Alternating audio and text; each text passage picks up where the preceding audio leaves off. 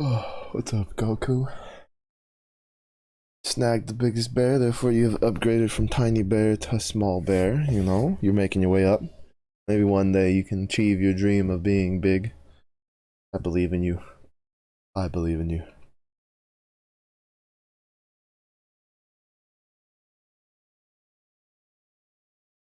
What's up? How's your weekend? You do anything fun?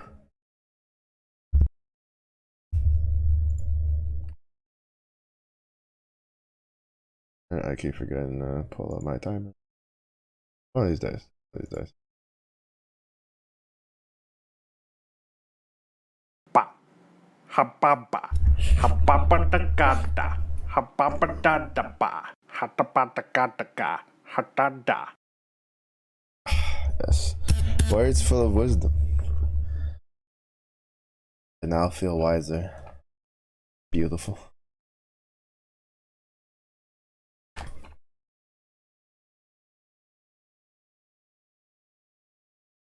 Let the precious advice sink in, you know? Internalize it, accept it.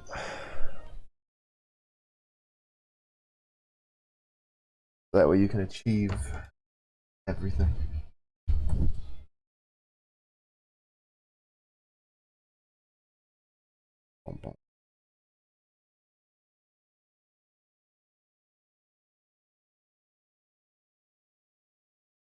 Great power comes great responsibility. A switch? Oh, what he said, I can't believe it. You didn't, you missed the connection.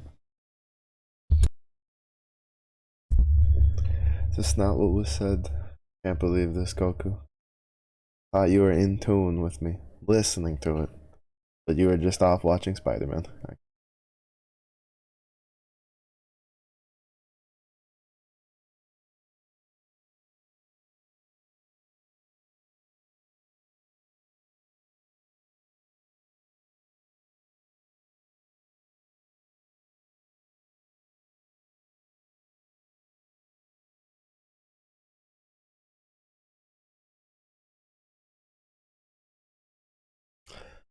I'll say, especially with the way you wrote that sentence.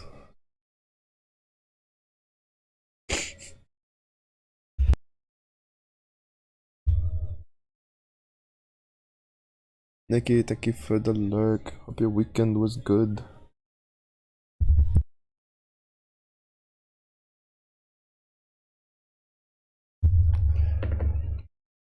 Oh, okay.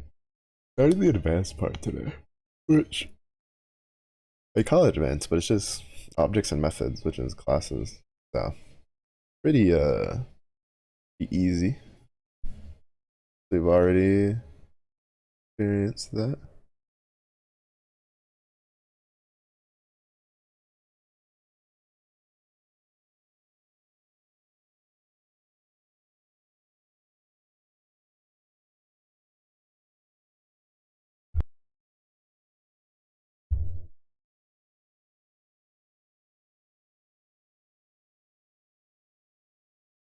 But you do anything over the weekend, Goku? Play any games? Or you just slept the day away?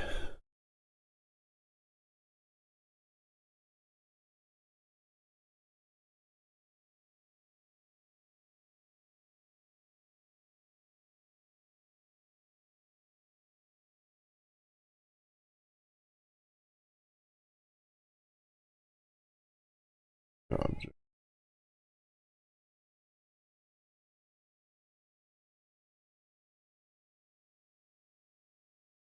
That's of data over being independent. Not effect. Maybe to create two structurally identical bugs. Dictionary.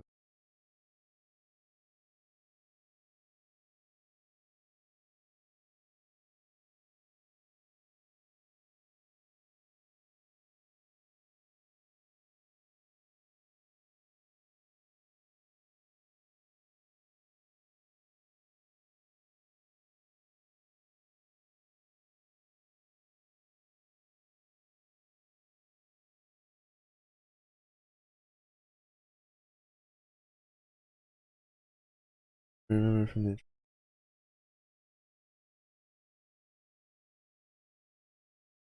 value story reference.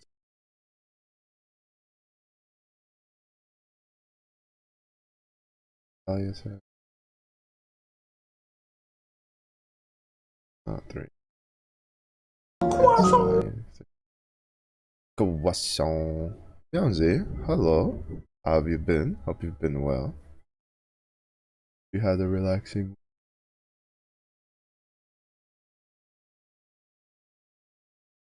Which point, especially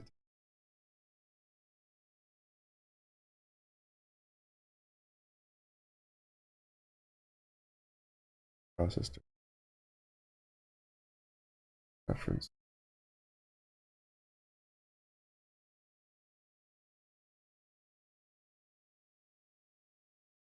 These basic data types.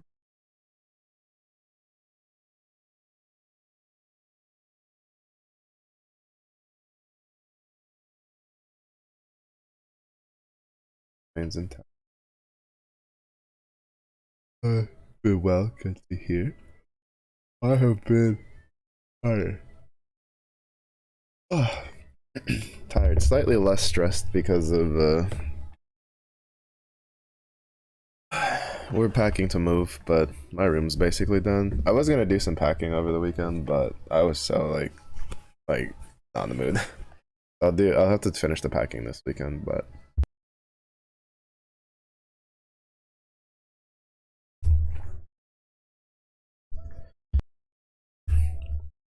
getting close.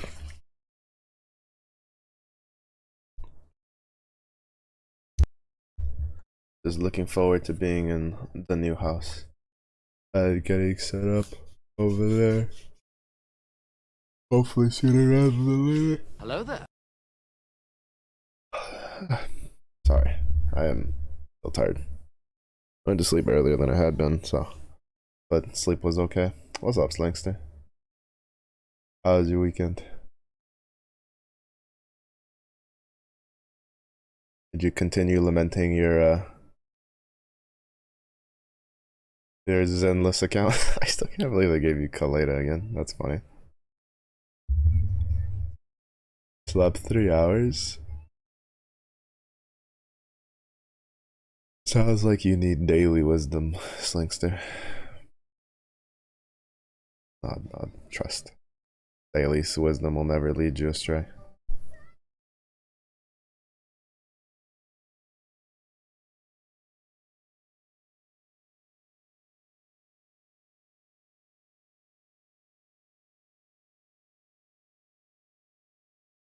Pa. Hababa. Hababadagada. Hababadadaba. Hatapatakataka. Hatada. Thank you. We've all been enlightened again. There you go. Take that wisdom to heart, Slingster, and it will carry you through the rest of the day. Rest.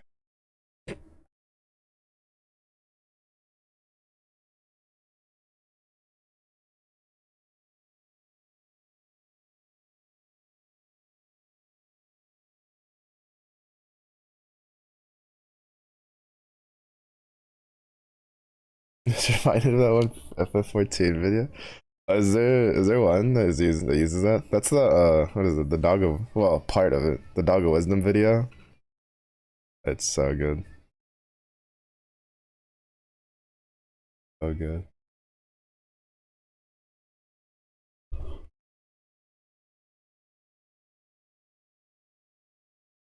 I think the only 14 video I watch a lot is the one where it's like it's using the gif of like the dancing dude, but like he's colored differently depending on the role he's representing, and then you're just going through the dungeon and he's just dancing to the music. That's the only one I remember off the top of my head. I watch that one every time it pops up because it cracks me up.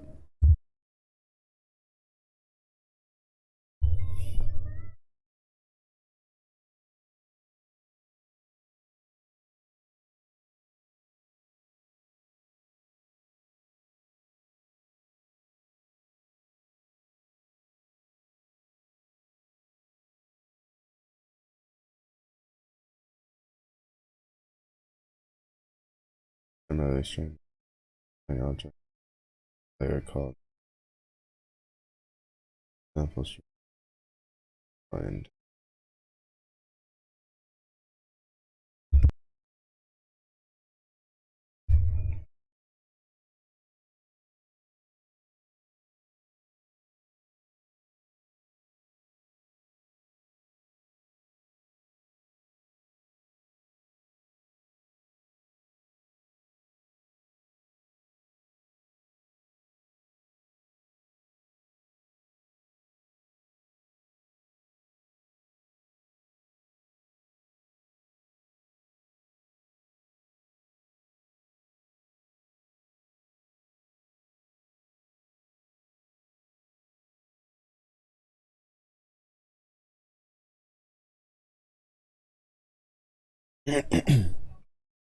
String methods return values.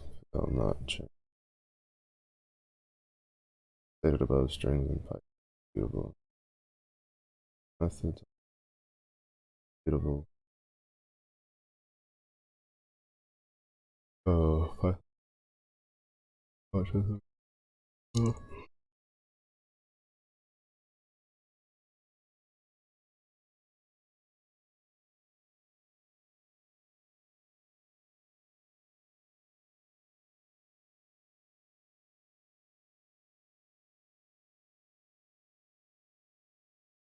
Smallest average.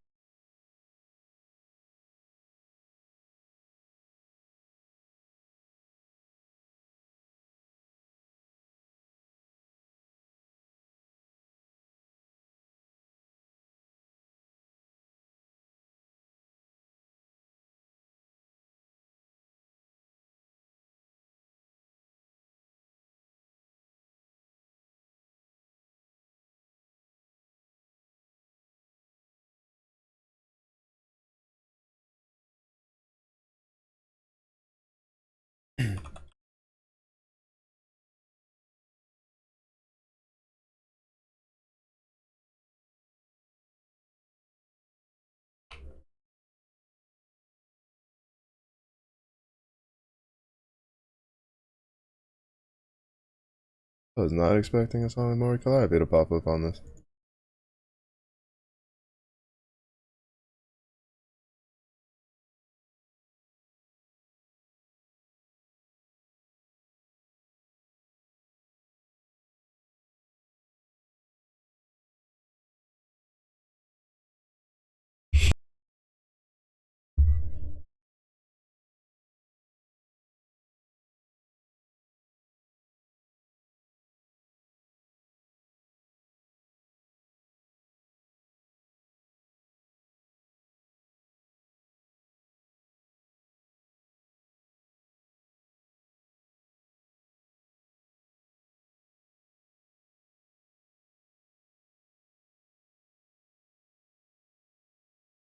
Alright, because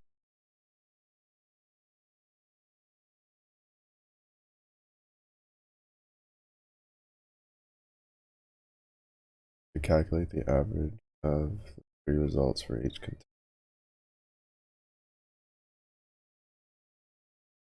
The return value should be the essence information. I assume there will be no type of average.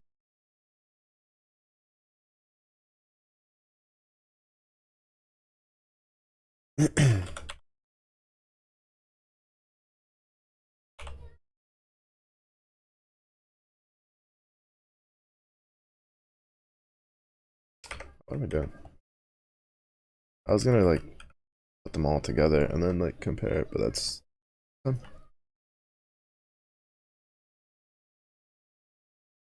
yeah. Almost 0.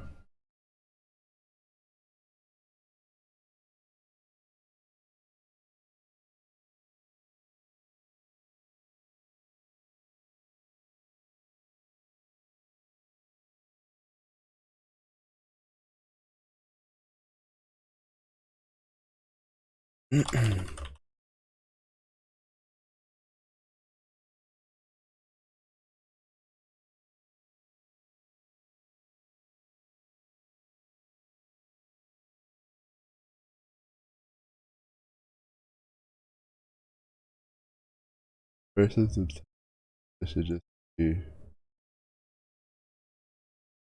1, 2, and 3. That's the average.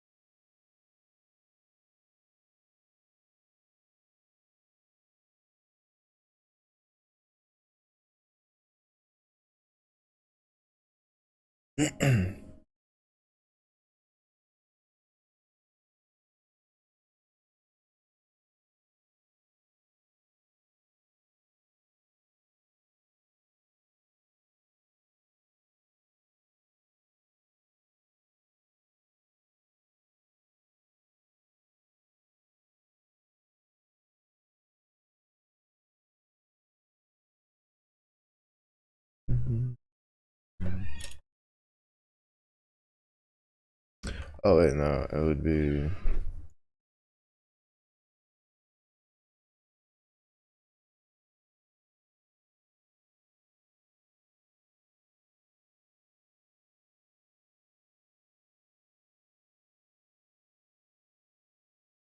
I was supposed to write as smallest with the with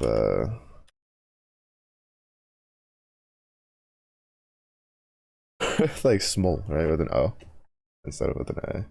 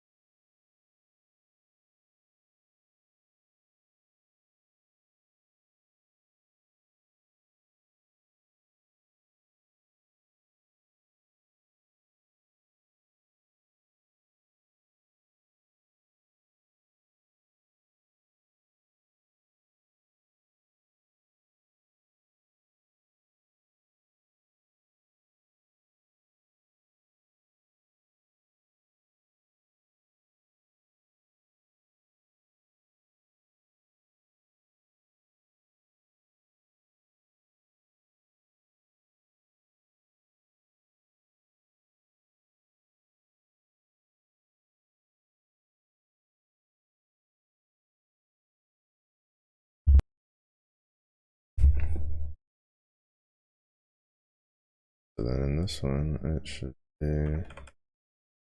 Well, I miswrote that one anyway.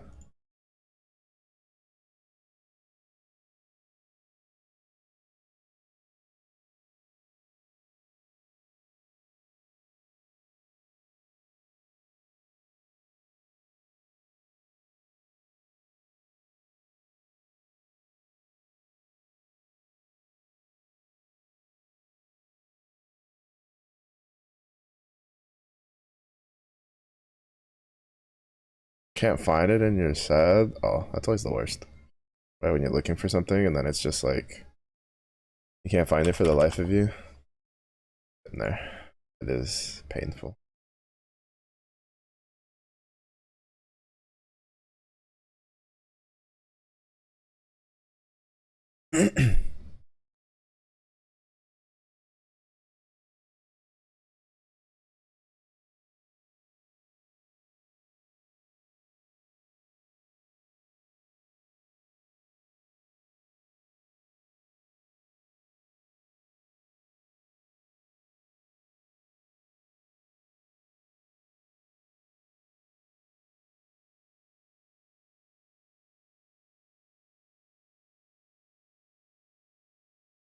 That one's pretty easy.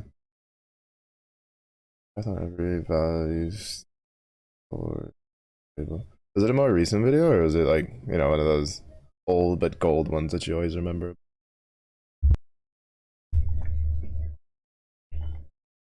Also true one. Data structure. Value in the top. The reference to other the list and contains references representing the elements of the matrix. Rows.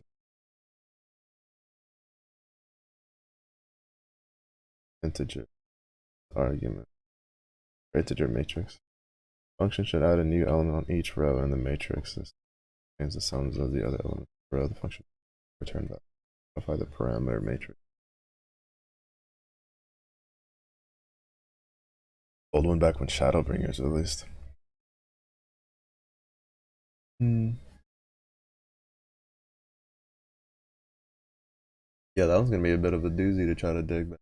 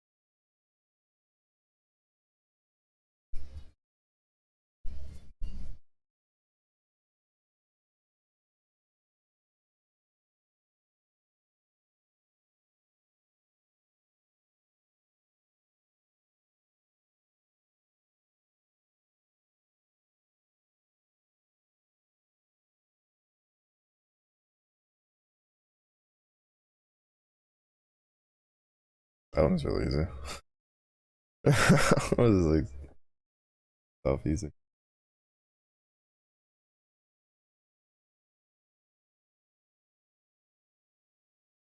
Previous section.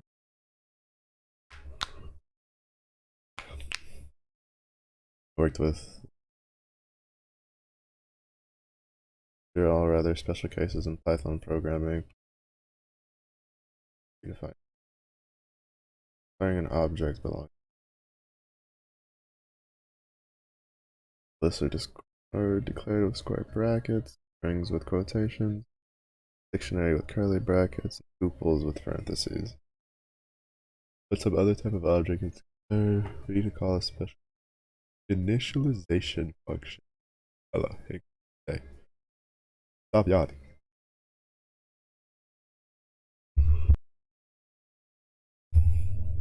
Have a look at working with fractions. Fraction class. From fractions. Creates action.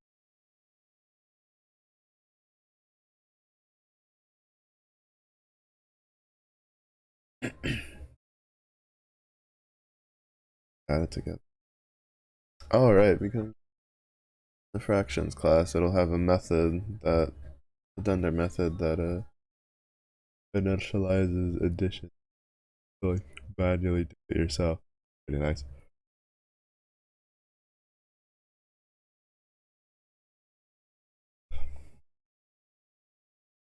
Ugh. I'm glad I found Delta Force to kind of like play again. I had to force myself on Sunday not to play Delta Force because I literally only played Delta Force on like all day Saturday. That's like all I played basically. Because I got like in a groove. There's definitely still some games that were kind of bad because I'll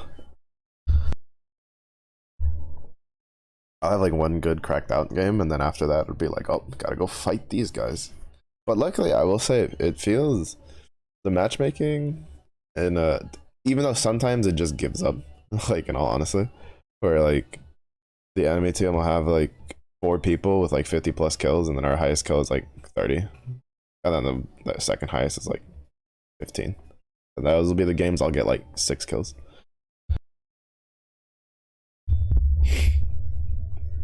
But whatchamacallit, I will say the matchmaking is slightly better than Apex because of the fact that if I have like a really good game and then I have like a really bad game right after, the next game after that will be like pretty average. Like I'll be able to get my 10 plus kills that I normally get. So it's kind of nice. And over the weekend I didn't have very many of the games where I couldn't at least like scrounge up like 10, 15 kills. So it was pretty good. So I'm a lot more I'm a lot closer and consistently what should we call it? Very consistently. Like I try to get 10 plus kills per game because to unlock the new characters, right? It's like 30 games ish. You get like extra points for winning a game, but basically 30 games and then like 300 kills for warfare. So I try to get like 10 kills a game. So that way I don't have to like keep myself restrained to a gun for longer than I need to.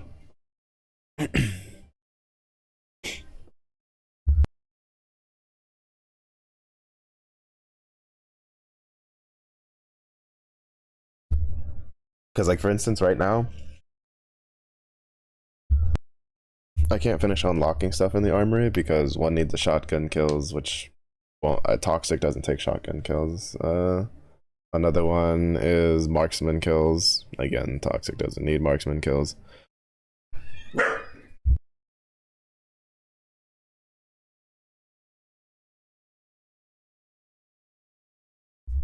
Damn dog.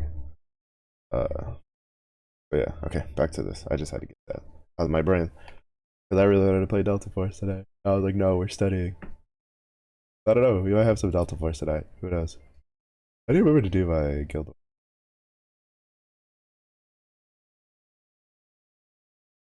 Look a little different.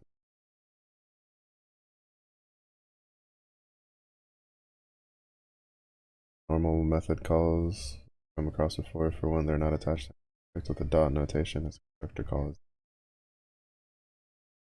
Character method is also capitalized. Have a closer look at objects or constructive. Tell you with the concept of. Oh, is that why they capitalize the classes? I was always really curious about why they did that because usually when you're making a method or a variable or anything in Python so far, it's been like lowercase.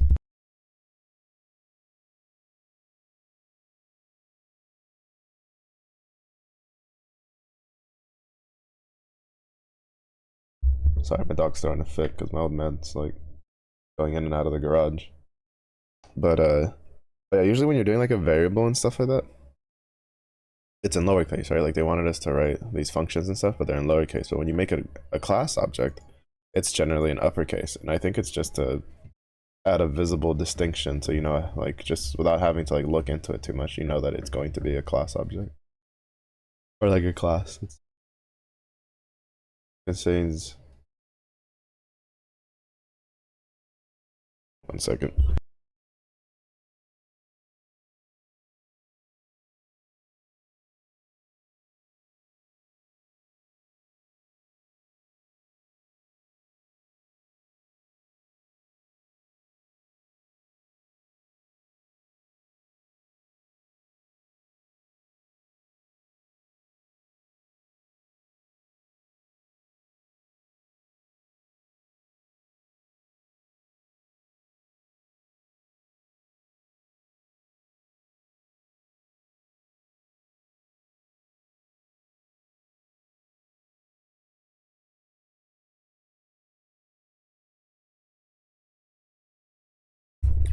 Sorry, I had to go get him.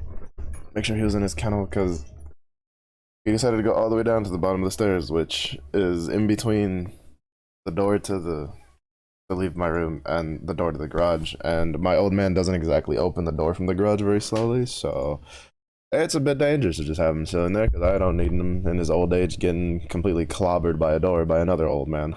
So, but yeah, so it's really interesting. I never really thought about it till now about why when you make a class that you set it up with a capital letter.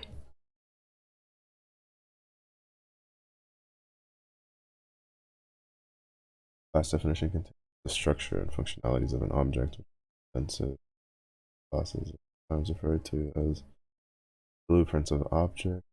So a class definition tells you what kind of data an object defines and defines also the methods which can be on the object.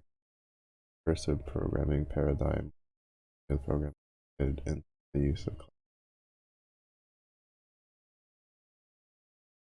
single class definition can be used to create multiple mentioned before, and then changes made to one not affect other. Representing the same class, each object has its own set of data data attributes data attributes. May be helpful to consider this simplification of the class object relationship. Class defines the variable when an object is created. Those variables are assigned values.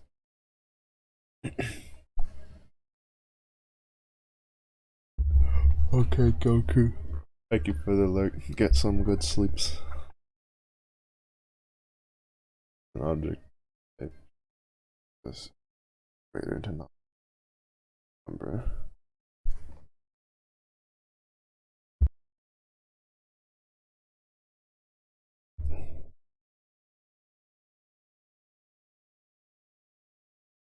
Action class definition contains declarations for the variables numerator and denominator.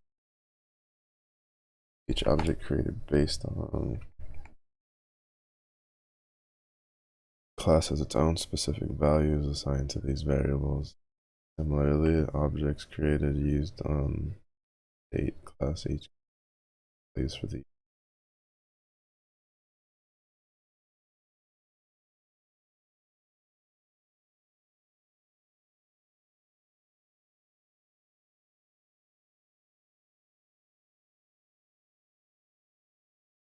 date class definition contains declarations of variables. A new date object is created based on the class. These values. Each object has its own unique values assigned to these variables. Passing an object as an argument to and should be familiar.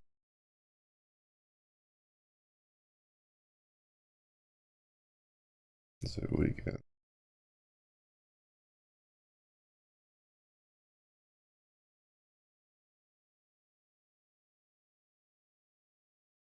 functions. Just define the date class definition integer value so that date given as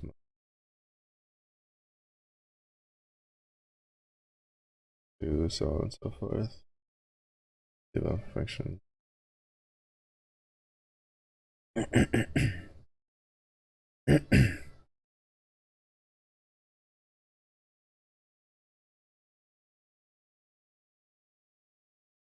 Working with object date made up by different the variables contain objects or risks as opposed to how methods attached to are used.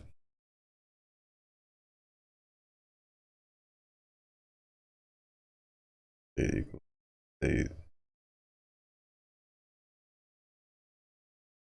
weekday ISO weekday month equals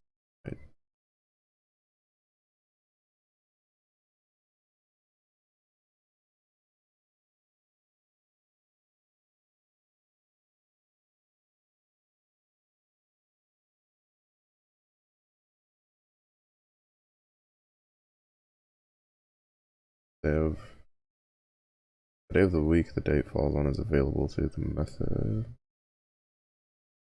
weekday. There are parentheses after the name of method. Leaving the parentheses out does not cause an error, but the results are weird. Yeah, I've had that happen a lot. I never really could figure because there's some methods that like method calls I've done where not having the parentheses like does what it needs to do, but I think it comes down to whether you're printing it or not. Because like what'll happen is it'll if you don't put the parentheses and you try to print it, what it'll print out is like the space in memory where it's like stored, not the not like the actual result, even though it's like I don't know, it's just interesting.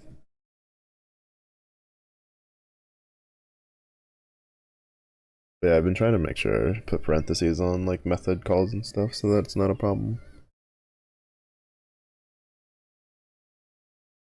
The week, the month of a date object is a variable value can be accessed reference.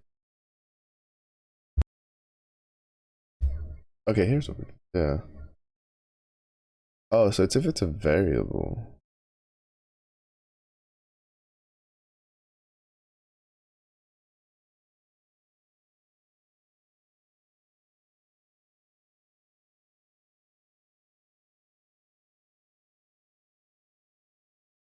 Yeah, I don't know. It's still kind of weird. Function called list of views.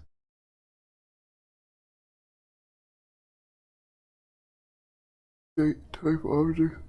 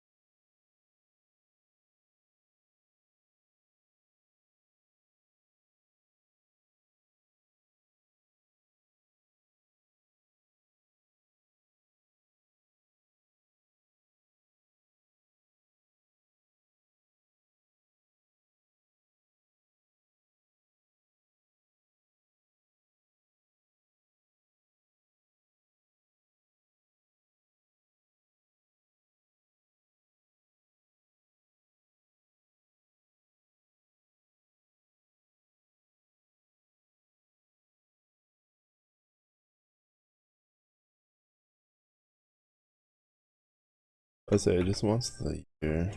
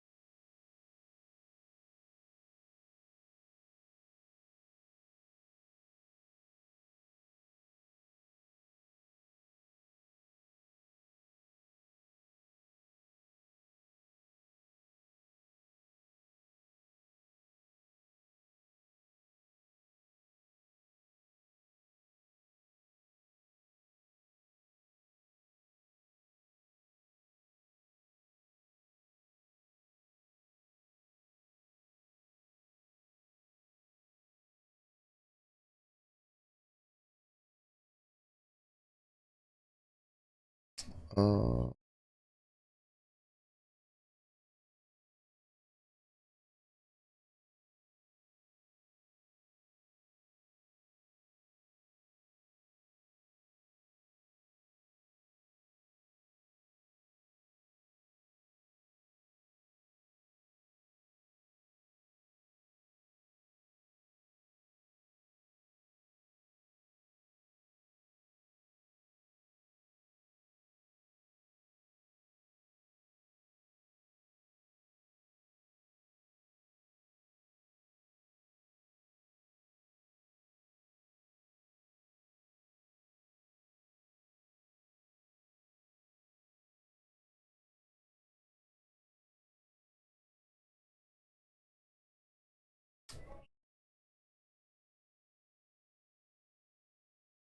I really hate when they do this whole there's a predefined shopping list class in the exercise template.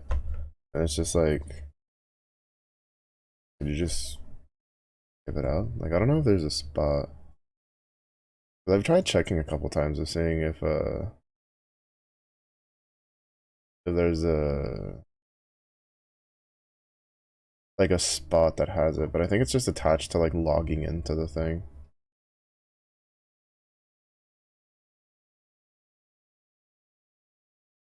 It would have been nice if there was just like a I don't know, like a page or something that just held it.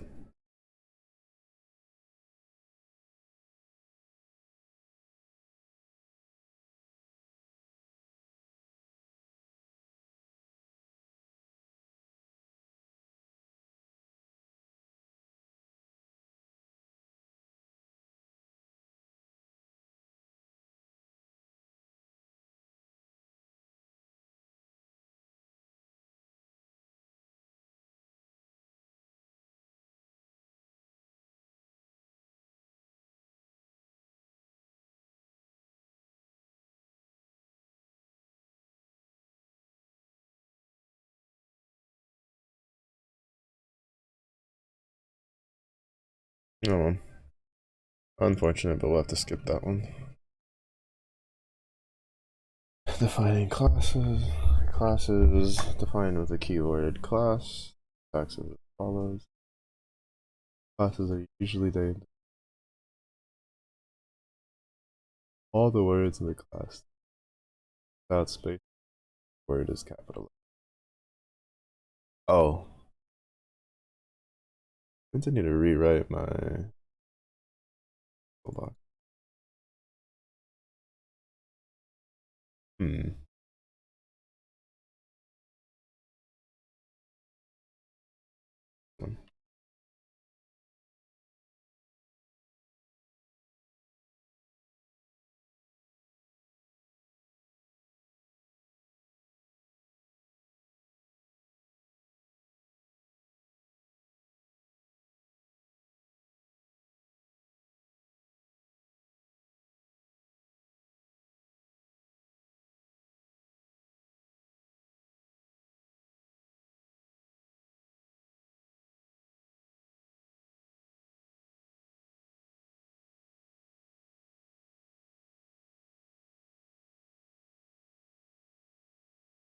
Classes.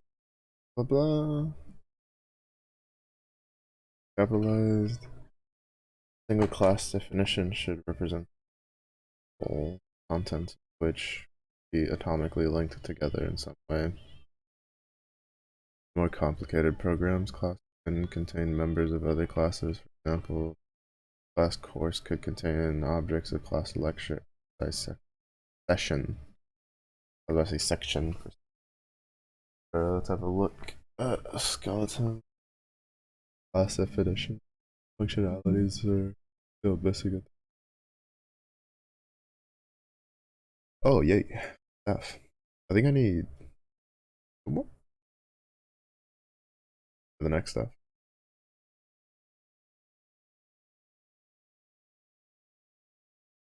I think you also need like 2 more swords for the second sword. Oh no.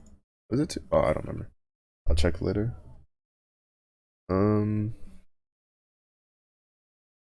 Python we're defining a class named the bank account class.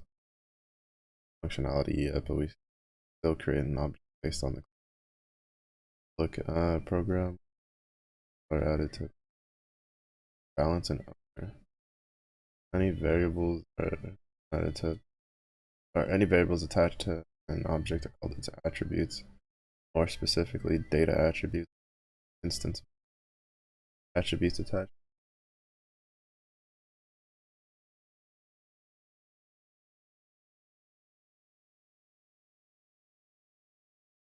Here's count owner.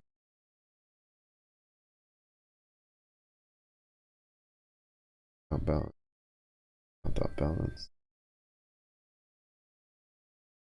Data attributes are available only through the object. They are attached bank account object.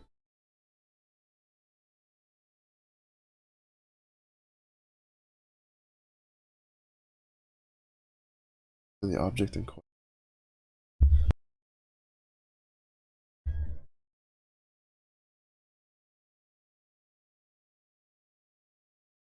The above example we saw.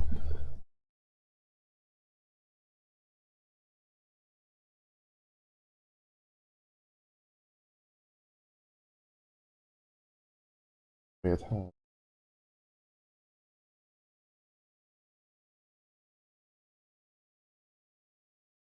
values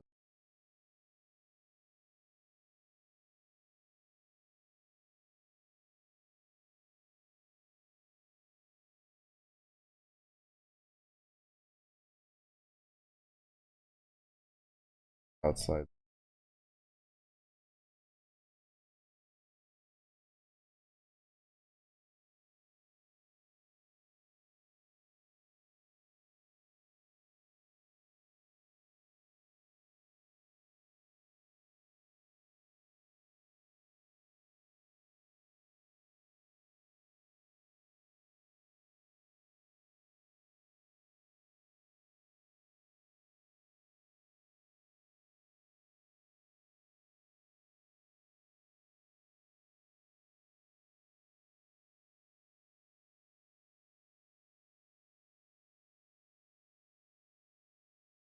interesting.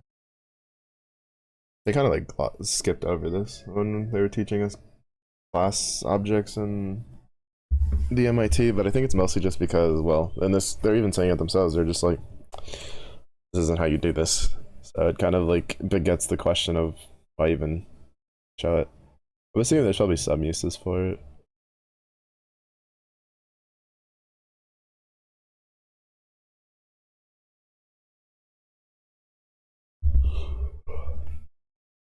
The constructor method is a method declaration in it. Usually, at the very beginning of class definition.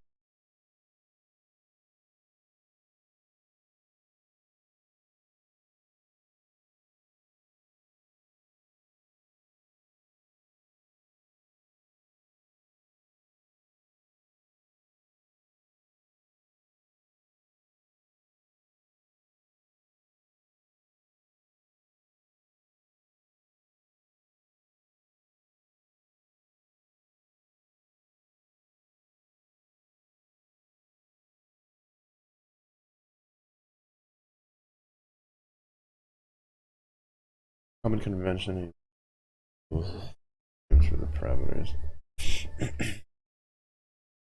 The data attributes defined.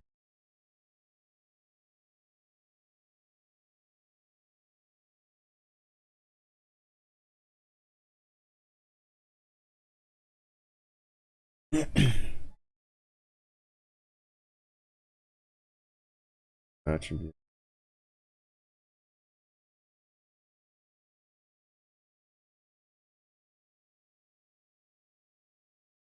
Set to the value path argument.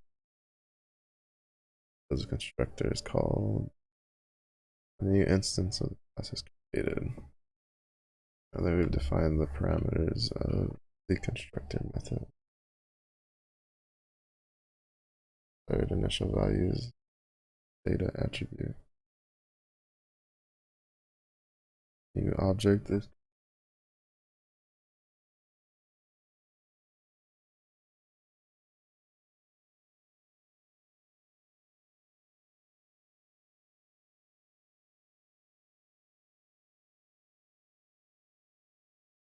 method is called argument. Self parameter. Python assigns the values for self automatically.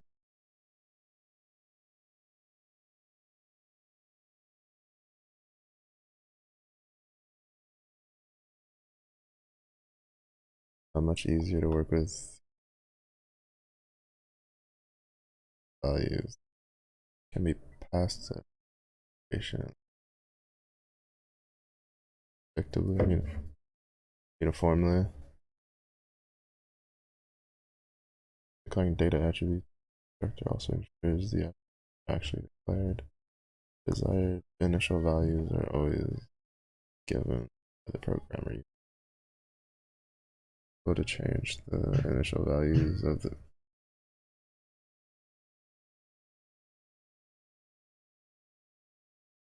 I don't even know what he's doing. Just making so much noise in the garage.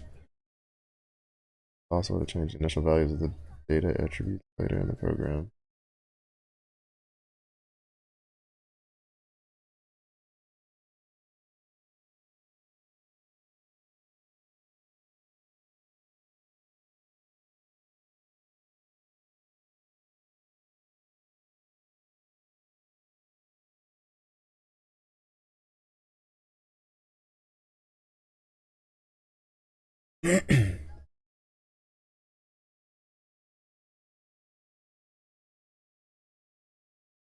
But a class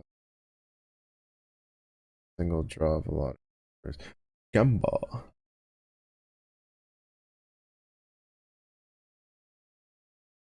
Round week, round 8. Gamba.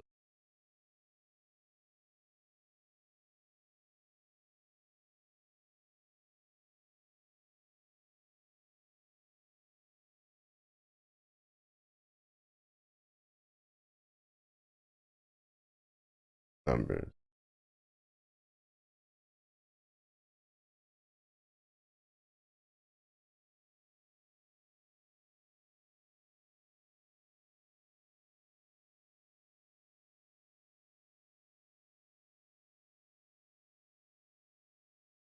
Attributes can be of any type here. Each draw object. Attributes of a list and date. Alright, so you import date. Good to know. Zenderman, welcome in. How was your weekend? It was pretty chill.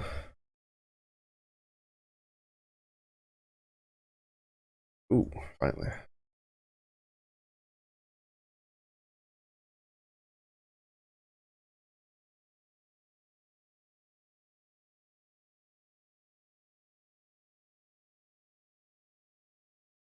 Oh wait, forgot the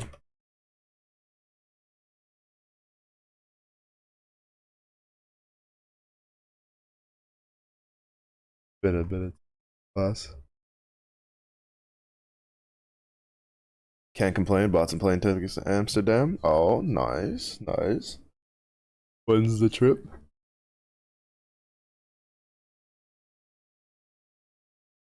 Am I permanently tired? Honestly, even when I went to bed earlier than usual.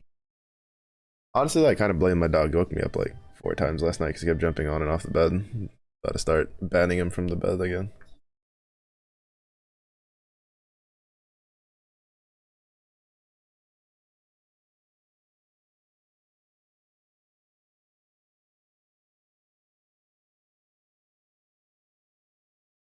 Attributes: name, author, genre, year, along with a constructor which assigns the value. So name, which should be a string. You and your friends leave on the 18th. Oh, nice, nice.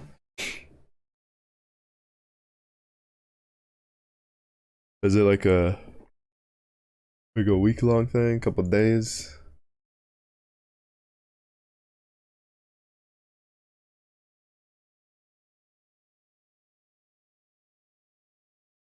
Name,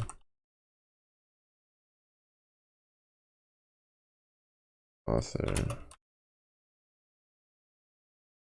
genre, year.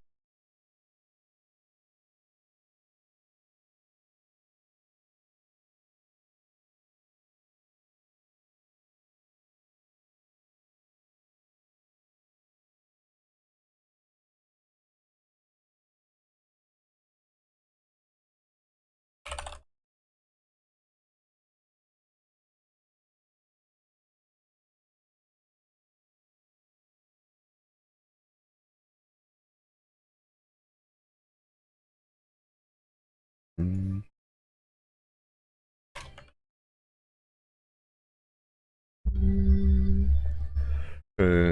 to be there for 2 weeks. It's fucking expensive. Yeah, I've heard. 2 weeks, damn. That is a really long trip. Hopefully it goes fun. Hopefully y'all have a great time. Been a long time since I've been on a trip anywhere, personally. So, kind of comes with the territory of having no dinero.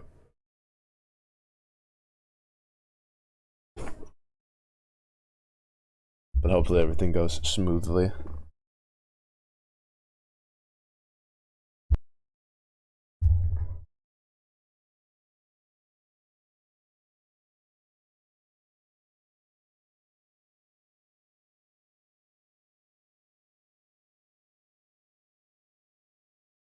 From the book High Adventure, autobiography.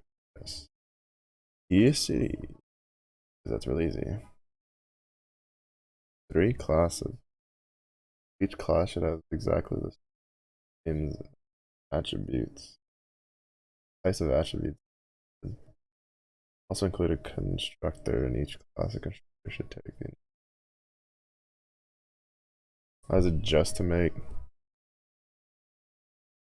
the class? Like,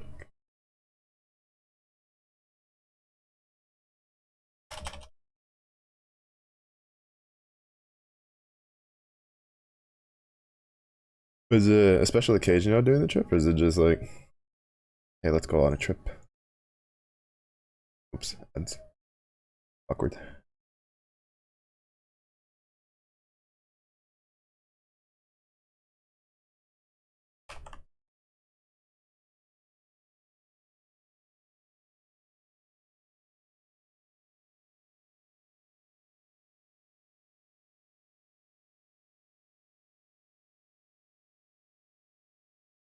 Oh, wait, no, the class is.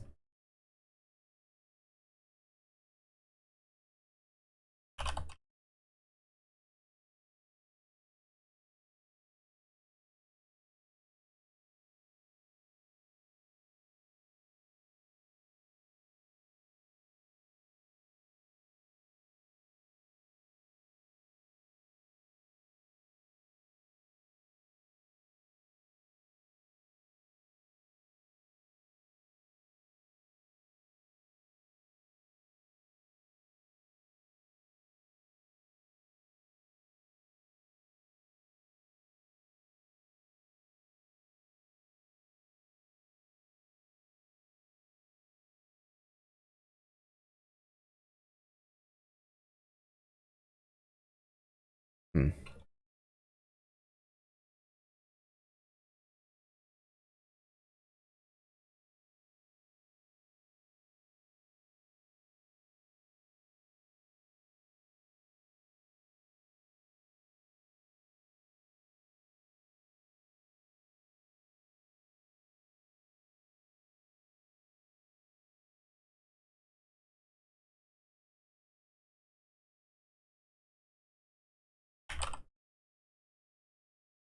Keep hitting that comma by accident.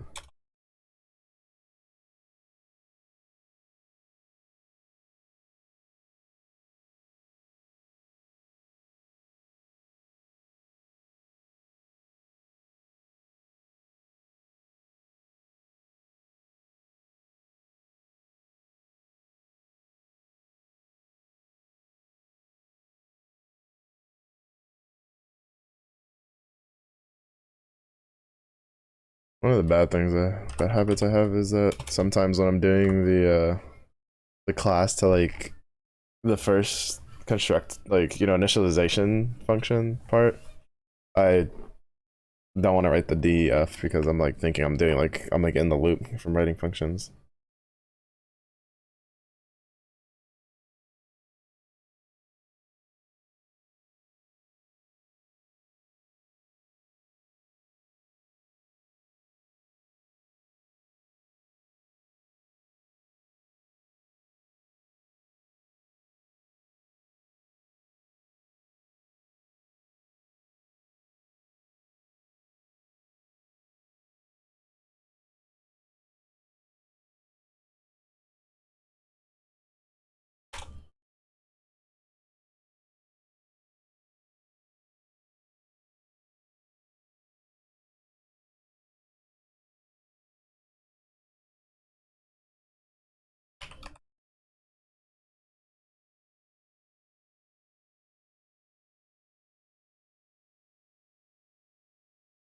Pretty easy. They don't have us use it for anything, but there.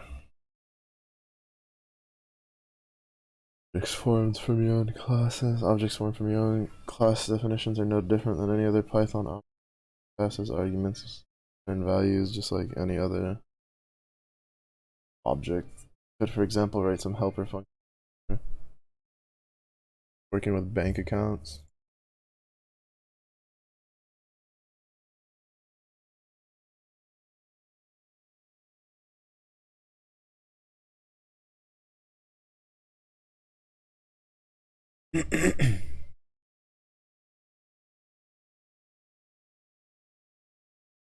With bank account.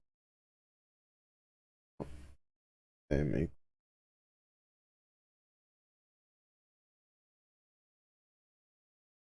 money.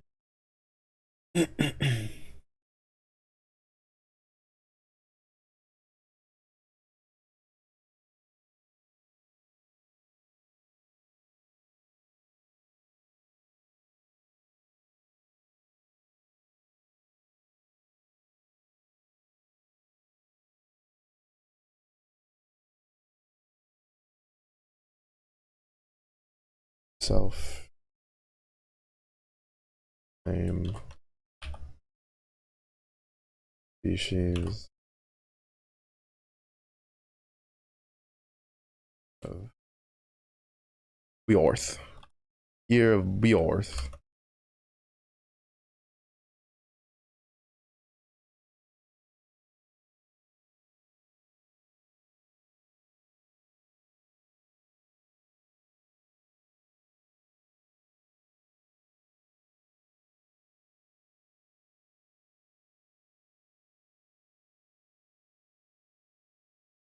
Year of Beorth. This is gonna be stuck in my head for a little bit. That typo.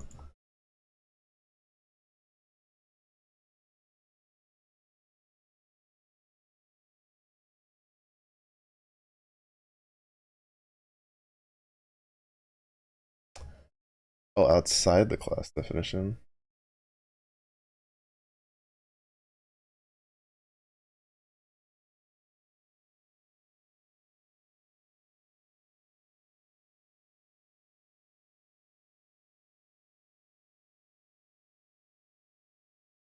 Year of Beorth. I don't know why my brain always gets hung up when I do like funny little typos like that. It's just constantly just wants to just constantly wants to do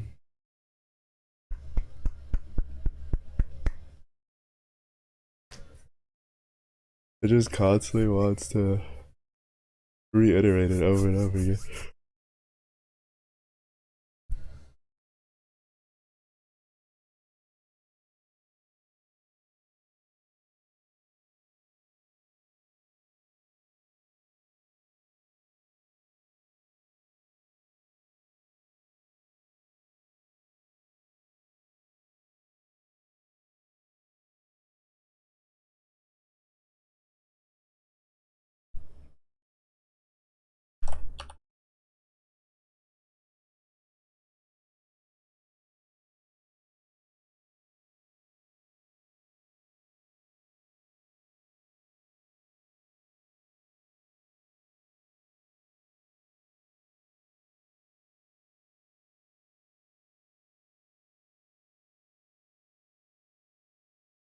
Hmm.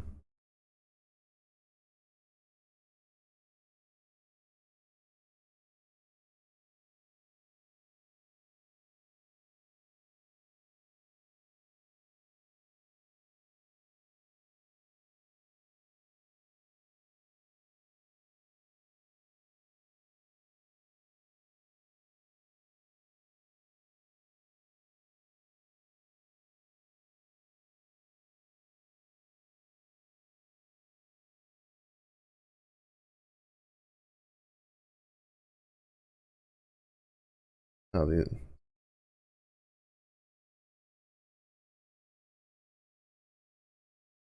probably because I have.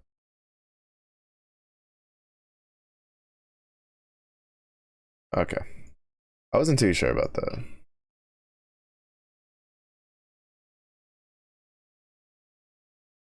Let's see if that works. I was just kind of confused because I was like, wait a second. And then I was like, oh, wait, that bottom part should not be there. Or like the second little, the quick notes things.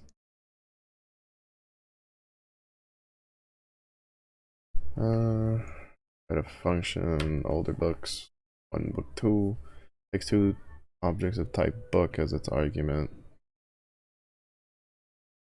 The function should out a message with the details, whoever is older. To print out different messages. The two books are written in the same year.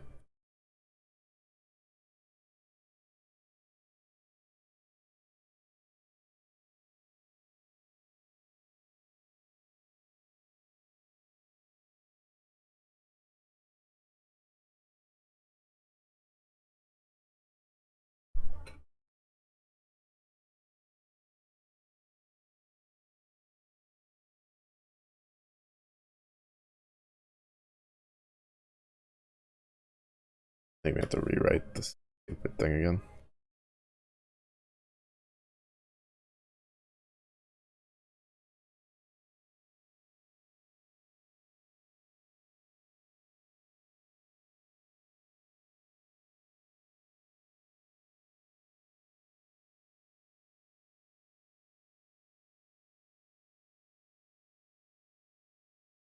Oops. Too busy lamenting having to rewrite it that I misspelled it.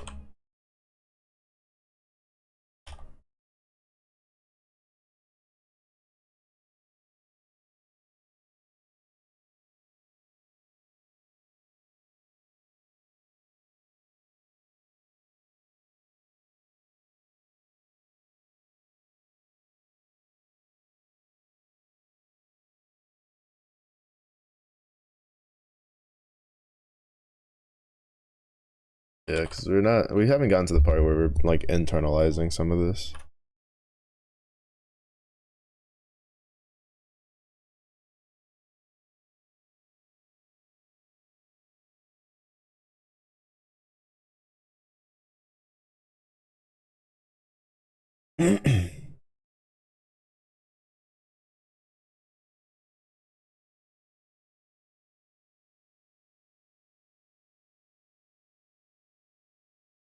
And here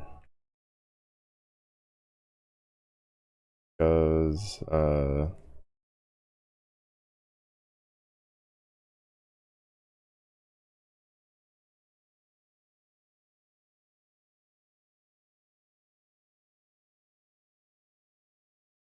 look one dot greater than is less than like two dot here.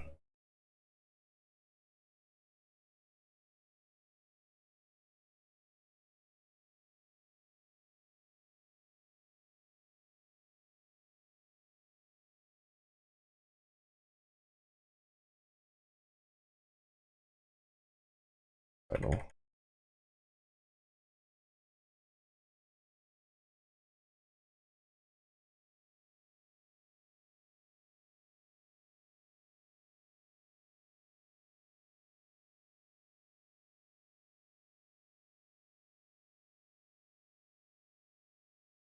Oops. I keep forgetting that I need to like uh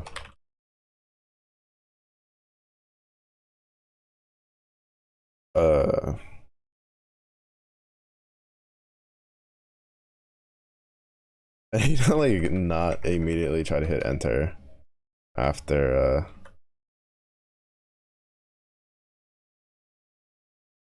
after after like trying to copy and paste something. I've been so used to like cutting and pasting. I'm just used to hitting the enter off of it. I keep forgetting I need to not do that. But and talk. I don't think I've ever ran out of illustrator.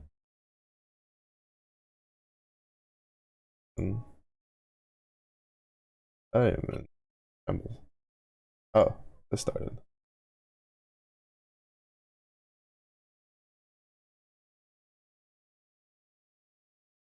Guess I do. Quick little YOLO free draw. I say that doesn't work on this. I'm mistaken. Yeah. Kind of curious why they don't let you use that on that, but that's what it is.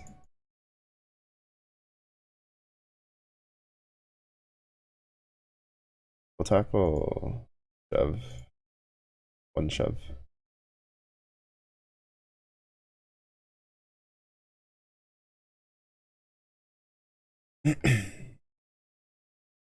Okay.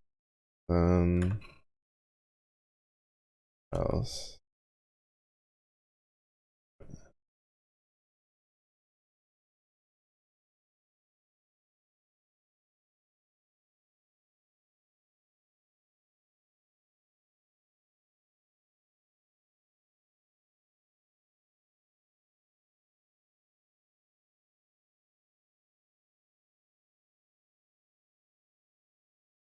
Name.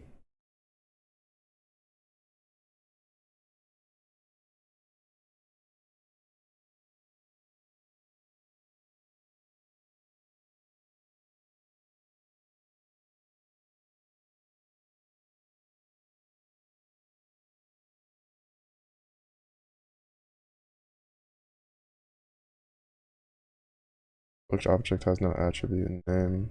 Where do I put name?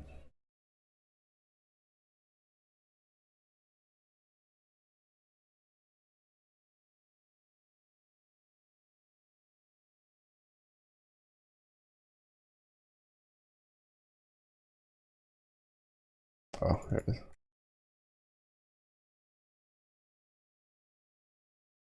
Adventure is older, was published in 1956. Fluent, Python, and Normal were published in 2015. I saw the name and I was like, my brain didn't register. I wrote name down.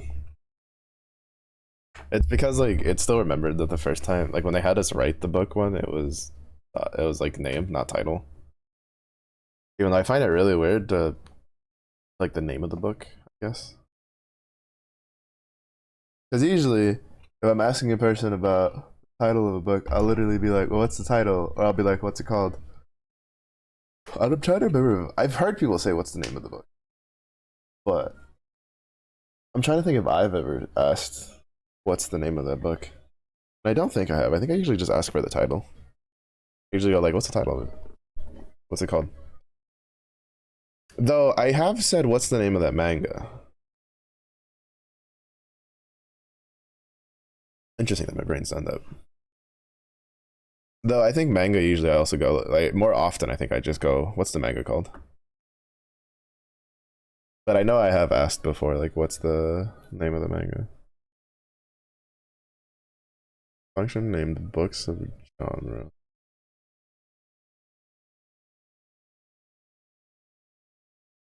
The function should return a new list which contains the books with the desired genre from the original list.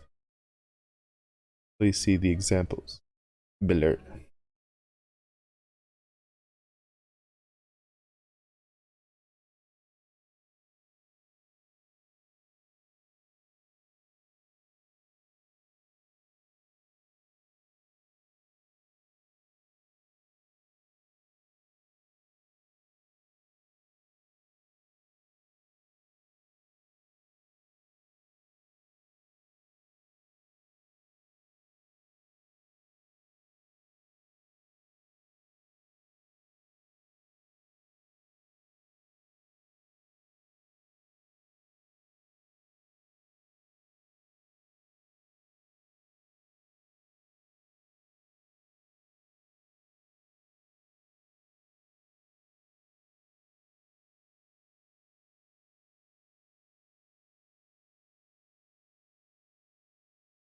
Hmm.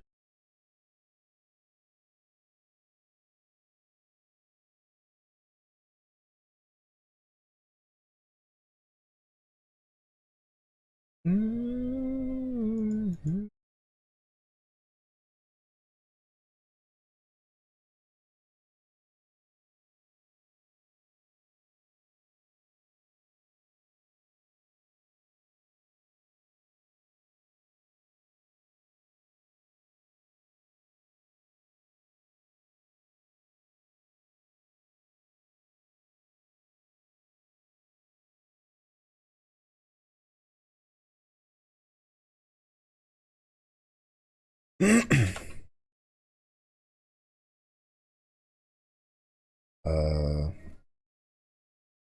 Would have to iterate through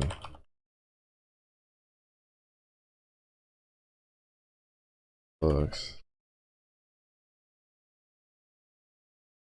if book dot genre.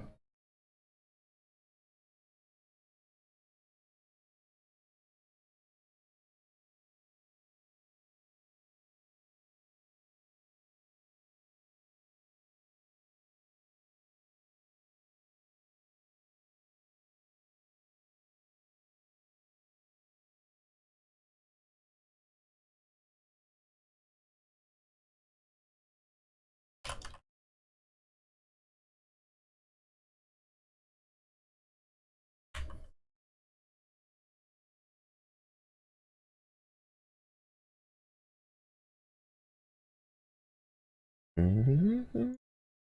Maybe they returned something.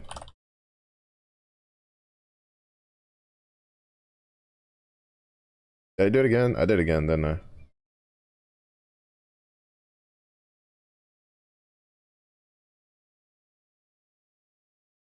Oh, right. Never mind. They did it, not me. I was like, I did it again. I wrote name. No, I didn't. It's because I copied and pasted. But yeah, as you can see, the initial like book class was they used name instead of title. I like making functions, which by extension I feel makes me enjoy making classes. It's just that when it comes to the class, like classes seem a bit more inflexible in certain aspects compared to just making a list of functions. Like I understand in the scheme of like, oh, um, the in like the grand scheme of like organization, right? It makes sense to take like if you have all these functions that their only real use is to be used together, you apply that to a class and it's good to go. Like I understand that, but it also just feels like uh what you call it. Like it feels harder to tell when I should do that and when I shouldn't, right? Kind of what I'm getting at. Classes which contain only data attributes are not very different from dictionaries, but you'll find two ways to model a bank account.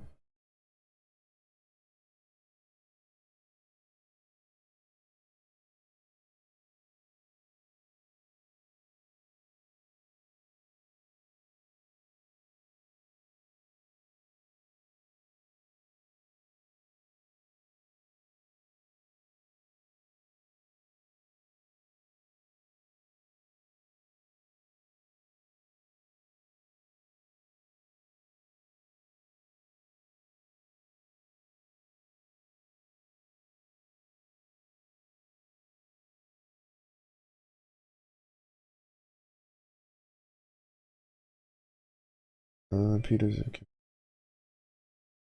Wow.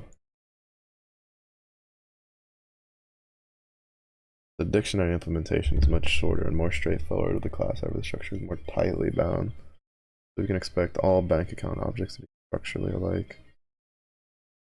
The class is also named. The bank account class is referenced when creating a new bank account. One type of object is bank account, not dictionary.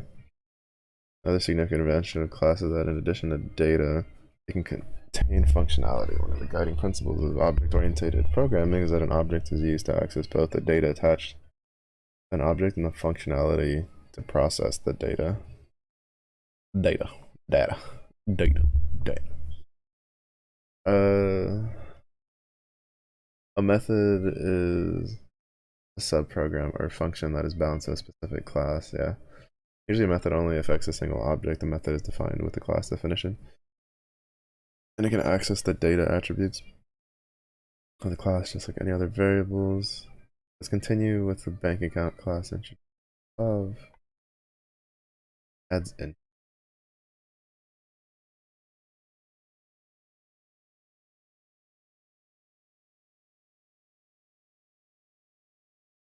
balance plus equals self-balance times self-annual interest.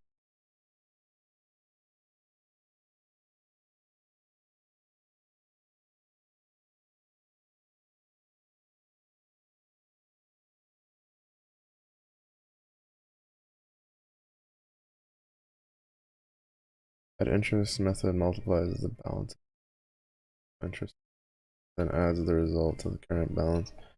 The method acts only on object. How this works when we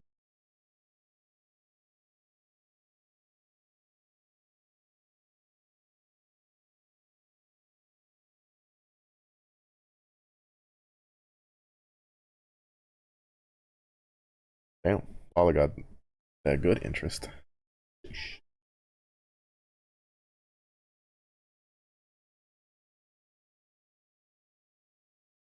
Meanwhile, Pippa got shafted on her interest. Rest in peace. Shouldn't have signed that agreement so soon. Annual interest is added only to those which the all the the annual interest rates are different for Peter and Paula's accounts. The results are different for these two accounts. The balance on Pippa's account does not change because the method was not called.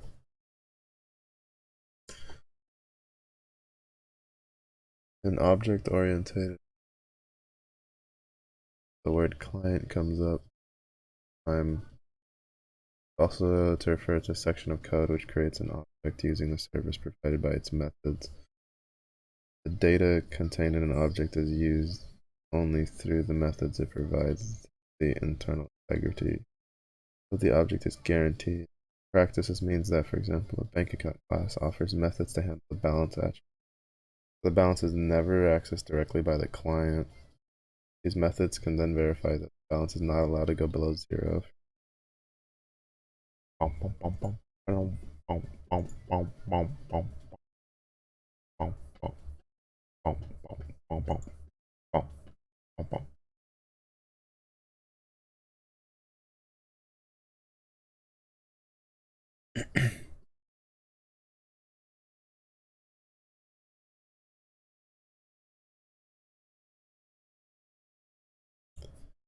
And the data can. Right that way.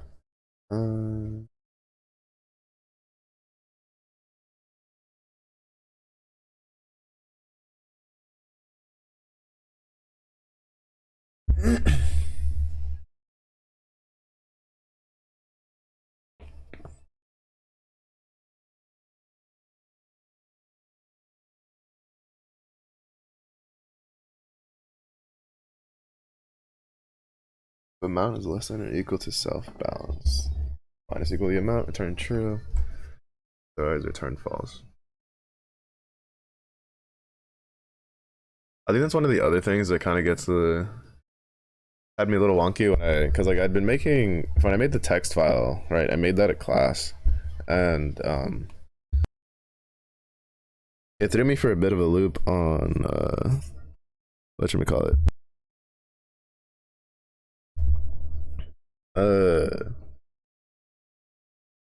Threw me for a bit of a loop on what's escaping me? But it threw me for a bit of a loop. Oh right, when I was like writing the functions like as is again, because when I had to like simplify the functions, because if you're running like multiple functions that have multiple return angles, you don't have to worry, like if you write an if statement, you don't have to worry about an else statement because return will just break out of the function.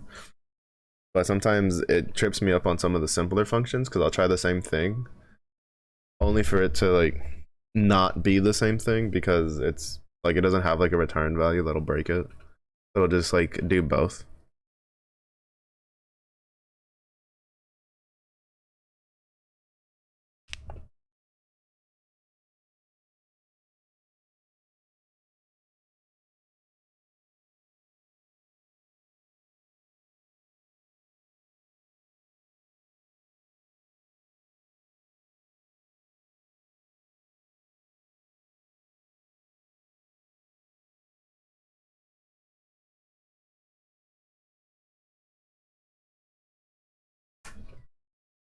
Maintaining the internal integrity of the object and offering suitable methods to ensure.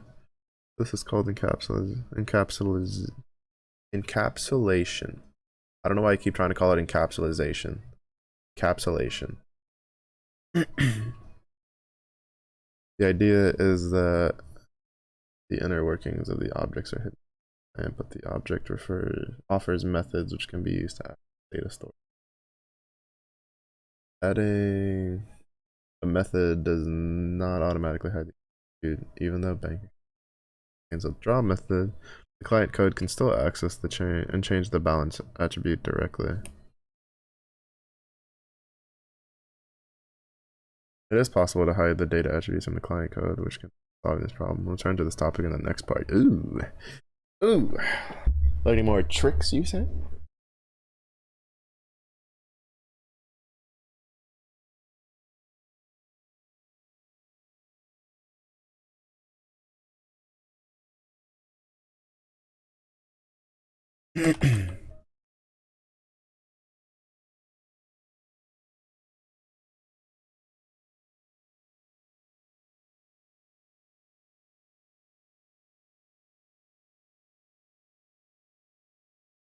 Right, string.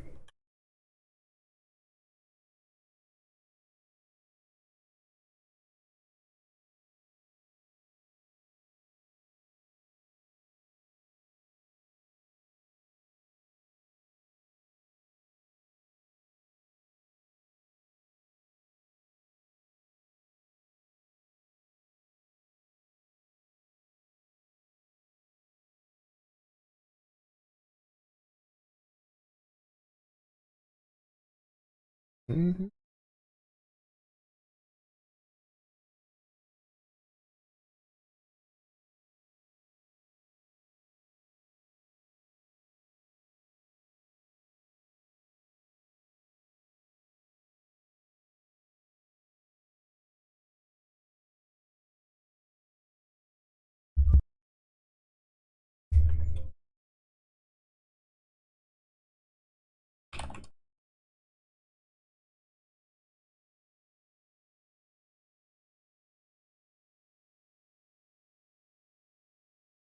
Defining the rest of the methods here. Class can now be shown as shown below. I should produce the following printout after completing the first exercise.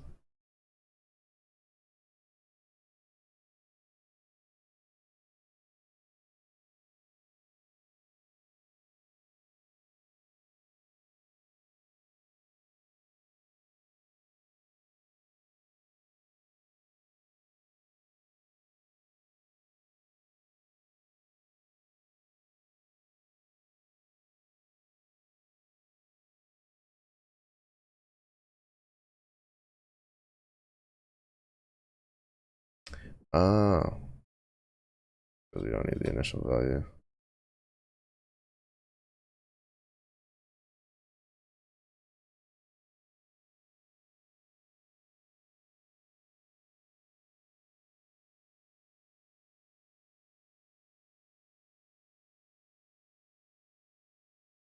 Increasing the value of the counter. Counter must not have a negative value.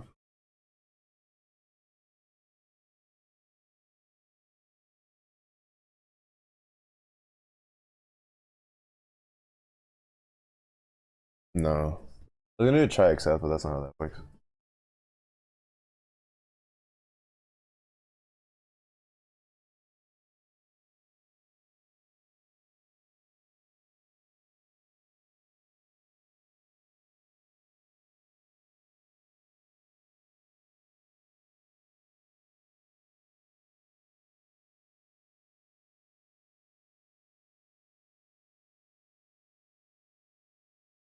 Oops. It just throws me off how like you can select all and do shift tab to make it go back like a tab indent.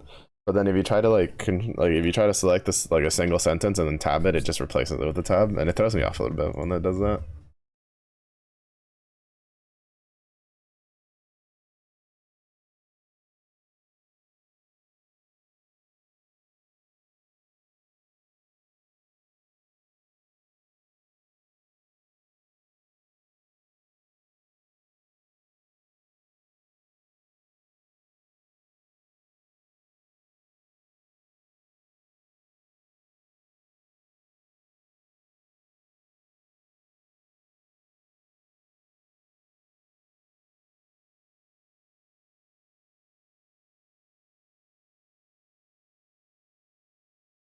Setting the value to 0.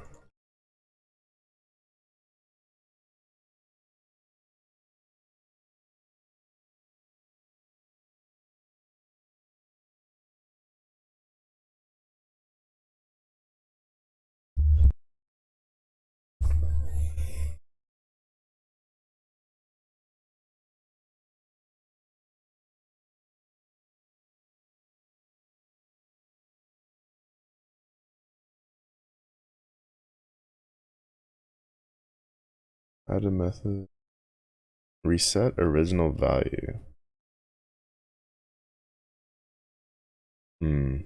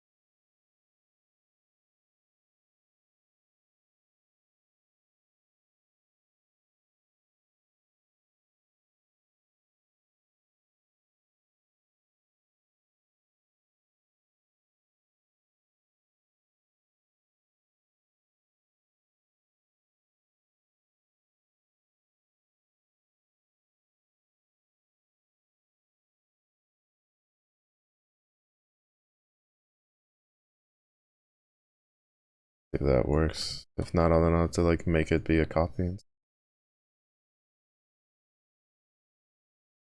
Yep. That was a really easy solution to that.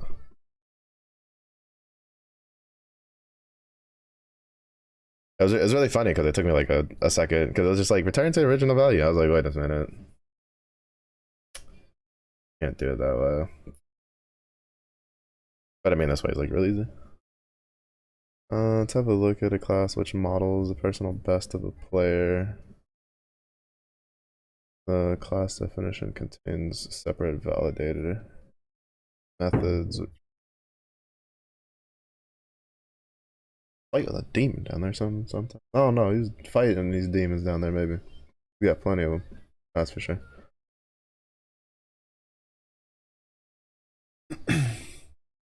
Class model. Class which models the personal best of a player. The class definition contains validator. Which ascertain arguments paused.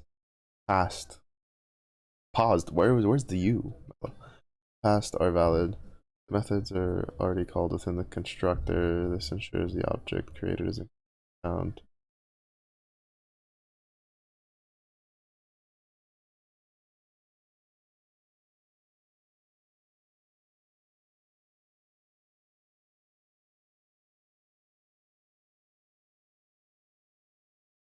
Oh, oh, right. So this would have been kind of interesting to know because I don't think in the MIT version we did this. I had an issue with my when I was making the text file class.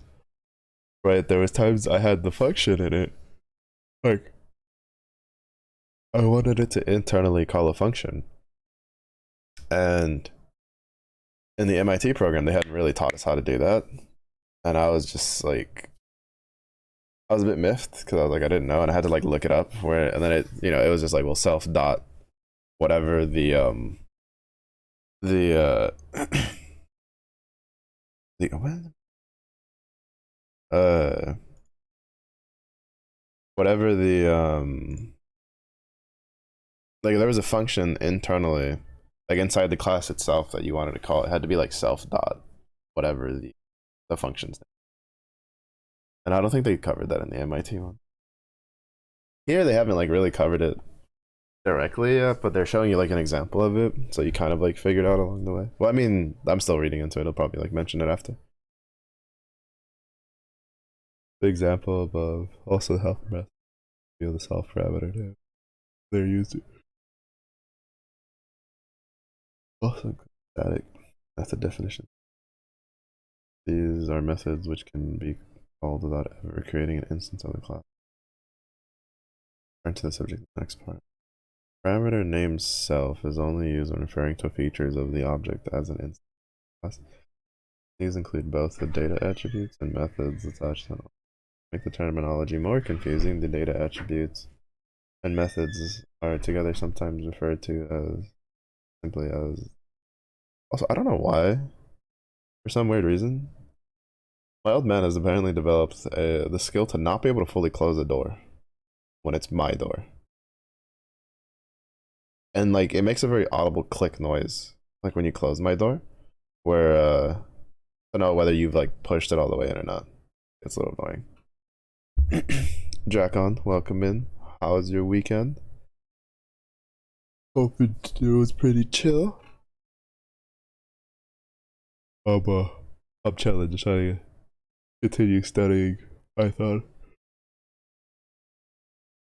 while grinding on the side. Been running Cosmos raids. Yeah, I was thinking about doing that. But I just like I was thinking about doing it, but then I was like, would I even be able to put anything together for use for suffering through that? But yeah, massive pain in the butt. Oh, are they failing or something too much, or is it just a pain because of the raid mechanics?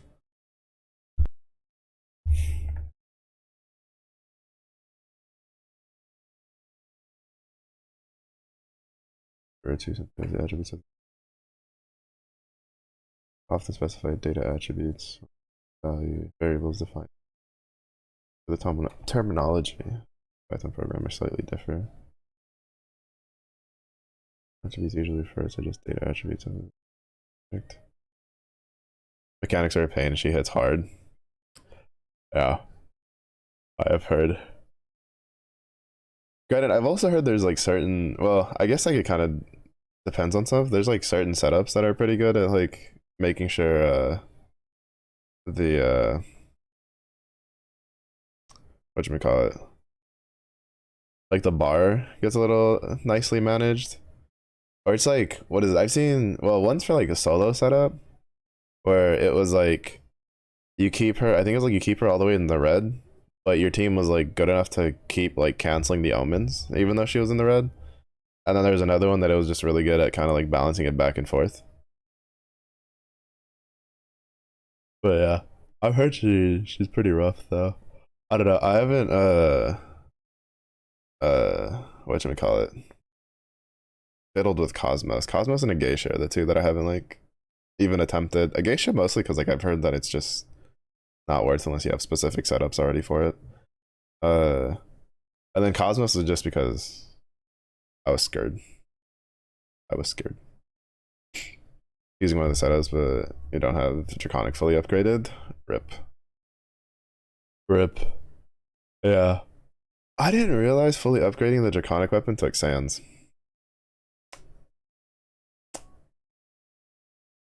I didn't realize that because Illyric was mentioning it in the Discord that they were gonna try to get like some hexa attempts in to see if they can get the material because they would be able to you know fully upgrade it like one of the Draconics. And then I saw the like they put a screenshot of it right of like what they had, and then I saw the sands and I was like, brother, not the sands. Oh well, break time. Not the sands, bro. 3 sands, man. I only have 4. And 3 of them are reserved for Frau, because I'm working on the Frau full limit break in Arcarum. That's just pain. Oh, this means I'm gonna have to start actually doing 800 bill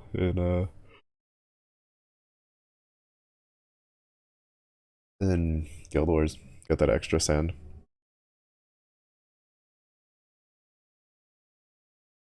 Only 1 sands per weapon. Yeah, but it's just like that means I need to get like 5 more, right? To be able to do all of them. But I mean, granted, that's also on top of the fact that I have to get the Hexa mat, which is not gonna happen anytime soon. 1 second.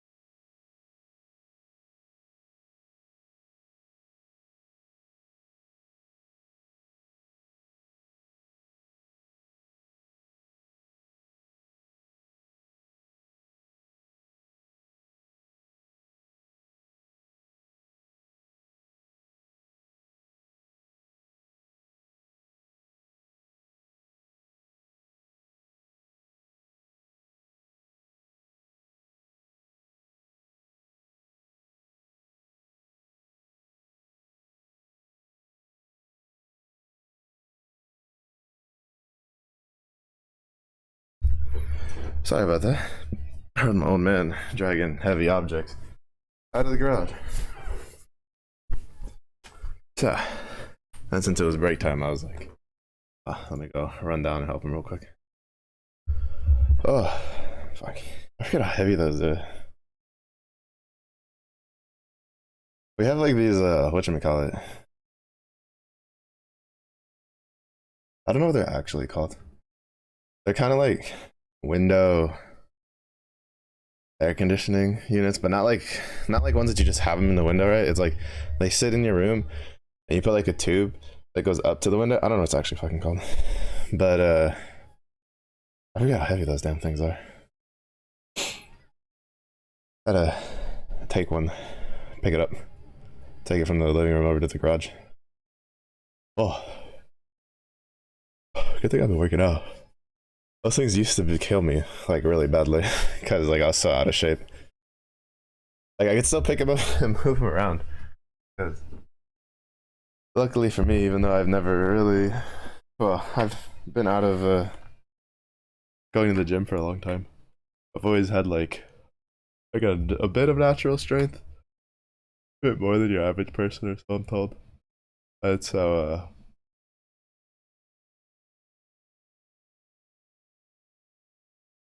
like I could pick them up and move them around, but I would die in the process because I'd be so out of shape.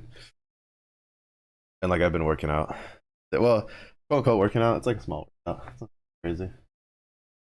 So I'm more like out of breath because I'm stuffed up today, and then I was trying to speed run it, basically, like trying to like zoom across the house with it. Not my brightest of moments, but you know, I wanted to at least be able to enjoy my break a little bit. To be fair, it's not like I don't enjoy coding, but you know, my brain's a little like out of it, even though like, luckily this is a part where I understand what it is because in the MIT side, they kind of extensively went into like classes and stuff. I think we had like 2 lessons on it or something like that, and I thoroughly enjoyed it, so I liked messing around with it. But even though I'm a little out of it, like I can still follow along because like I'm not gonna lie, my brain it's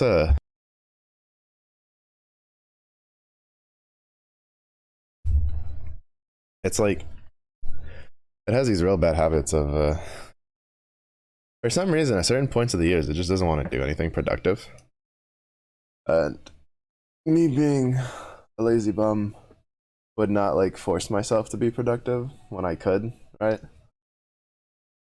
Because like I don't know, a lot of times if I don't have like a clear cut incentive, I find it hard to motivate myself. But with the coding thing, I enjoyed the coding thing, so it's kind of like a case of like even if I can't feel productive, like I can't I can't get the self motivation to like study, I can always just turn around and work on a side project.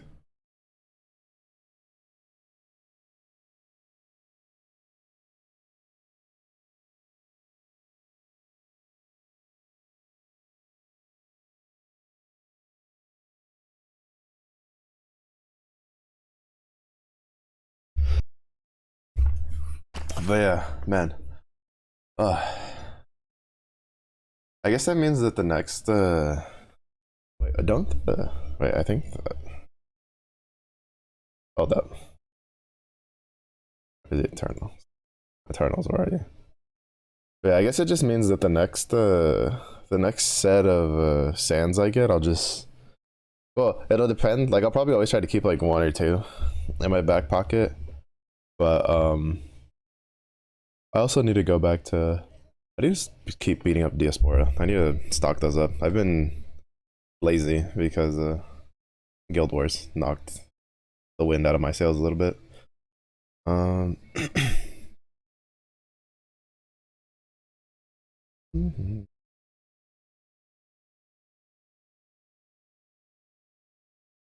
But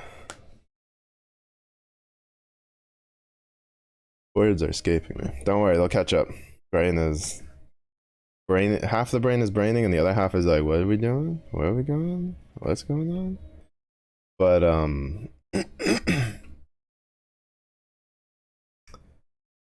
yeah, I guess it'll depend on when they add the like hexa, Because I don't. I mean, I guess I could try. I do have a fire Excalibur. Like, might potentially try it. It's just that I don't have the. I don't know how good Fire Cryosaur is in Hexa without the Gold Moon main hand. And I don't know if any of like the gotcha weapons I have would be a good substitute, or if I think I saw a video of a guy using the Fire Sword, like the Colossus Magna 3 sword main hand. But even then, I'm not done grinding for that grid, so I wouldn't be able to do it anytime soon. Yeah, I just don't have anything for any of the setups for Hexa. Because I'm either missing like grid, or I don't have the characters. Which, if it's not fire, it's usually the characters is what I'm missing. Well, fire, I'm also missing the character because I don't have Zeta. I plan on going for Zeta with the, like if I don't get her from roulette or just free draws along the way, then I'm probably just gonna spark for Zeta on the, on that one roulette banner in Anniversary. And then just hopefully get some extra stuff along the way. If I could get like Cosmos when I do that spark, or anywhere between like now and April to get Cosmos, would be nice, but preferably hopefully in that Anniversary would be nice to have. It would make a lot of things more comfortable. But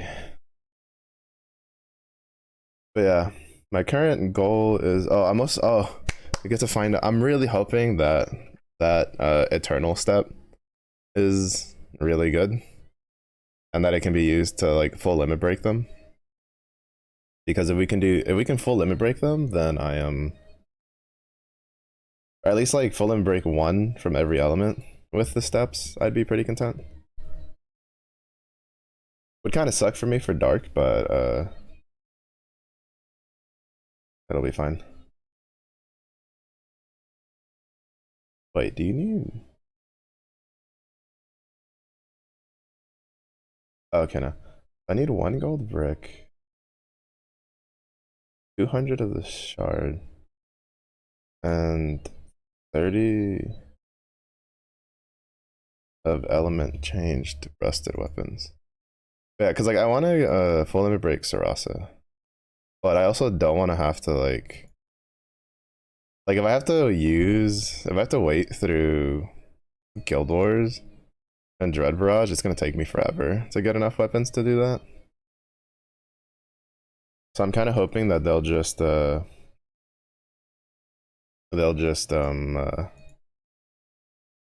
give us the basically just give us at least like a fully completed weapon would be nice, please. That games. So that way I can just reduce mine and reduce that and be done with it. Because if they do that, then I can full limit break Song. Well, I would full limit break Esser, Song, probably Quatre, Terasa, and then I'd probably go for Siete, but I'd be kind of torn between going for Siete or Nia for Wind, and then yeah, I think I would do Quatre instead of Uno if I had to choose between one or the other. The best thing would be if they just gave you like a fully made weapon for each of them, because, well, for new players, I really don't think you should be like the fact that it's like Zileric mentions it, and I kind of agree. Where the fact that the Eternals still cost crystals, even just for like the basic obtaining of the Eternal is, in my opinion, kind of ridiculous, because that's a 10 pull worth of crystals. And then if you're doing it for all of the Eternals, well, that's like a third of a spark. A third of a spark for characters that you don't really get value out of most of them until you full limit break them at minimum. And even then, a lot of them kind of fall off until you transcend them, which, well, for newer players it's not going to be anytime soon. Because just like transcending them to stage 1, like if they had to do it from scratch, right? That's 3,000 crystals. That's a gold brick for the weapons. Then they would have to do, I think it's another, what is it? because you need another 20 weapons. So that would be another 2,000 crystals. Because I think if I'm mistaken, the first stage costs 100 crystals. Yeah, so another 2,000 crystals. So now you're at 5,000 crystals for one eternal. Uh, to full limit break them. Then you level them. Then you get their fourth skill. Then you need to spend another gold brick and farm out 200 silver shards. And like it's just like I think we're at a state where just letting them completely skip that initial cost is perfectly fine. And then like it would also help like the mid players who like me have all of them, but we just haven't uh we haven't full limit breaked most of them because it's just cost time effort, right? Especially because this last Guild Wars was the first one that I got like over 40 boxed. I think I ended up like 46. No, I ended up doing a lot because I got to the point where it was like it was you know, you couldn't get any more celestial cores from, right? Which I think is 45. And then after that I still got like I think like 6 axes. So it was a decent amount. Because we got 700 mil. But yeah, I don't know. I just think it'd be pretty good. Anyway, back to the studying.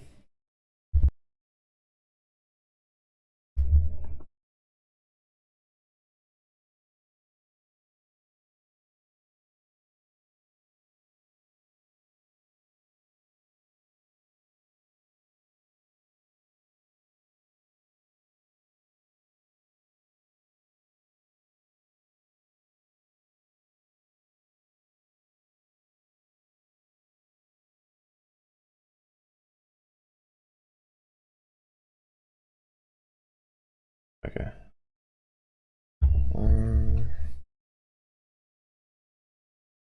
Alright.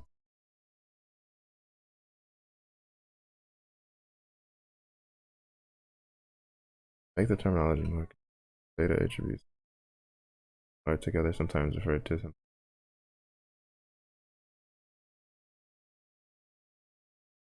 possible to create local variables with method definition without referring to self. Do so if there is no need to access a variable outside the method. Local variables within methods have no special keywords. They are used just like variables would work.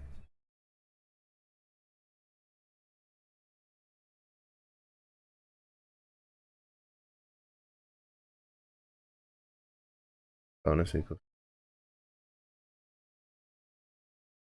stuff top bounce bonus. Soup bonus is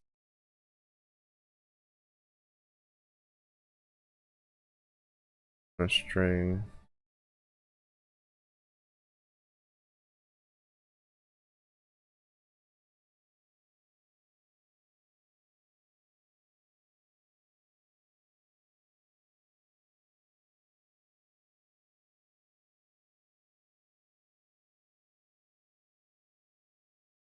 Bonus card.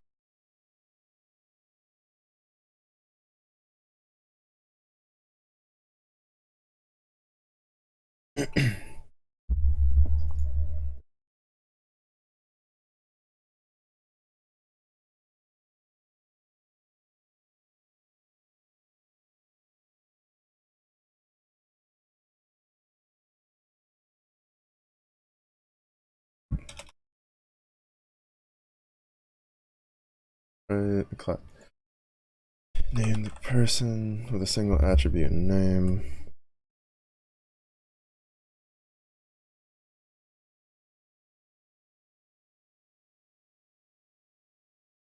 Which is set with an argument given to the director. Add two methods.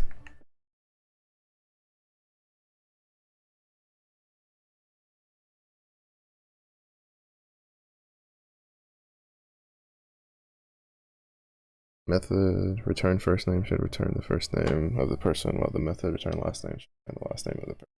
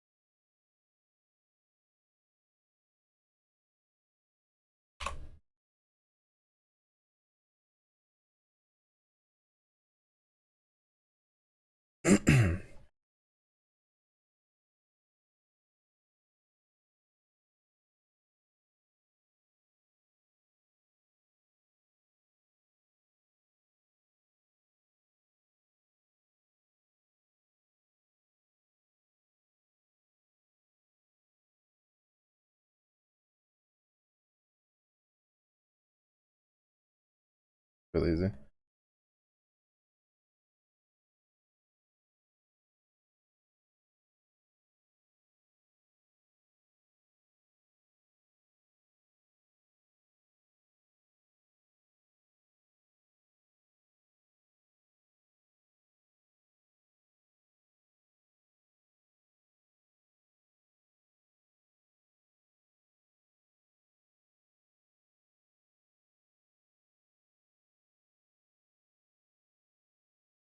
Oh, sheesh, mellow. Where's that shift key at?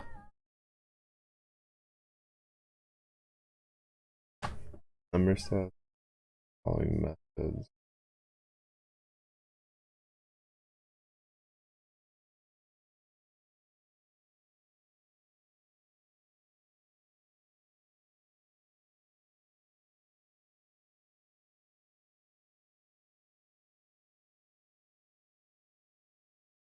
Number, self, number.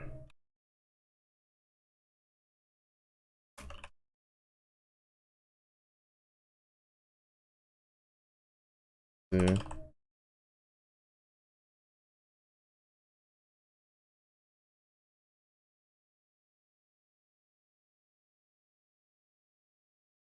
Uh, adds a new number to the statistical record. Count. Returns the count of how many numbers have been added. At this point, there is no need to store the numbers themselves in any data structure, simply enough to remember how many have been added. The add number method does take an argument, but there's no need to process the actual value in any way. Exercise template contains the following class definition. Numbers 3, 5, 1.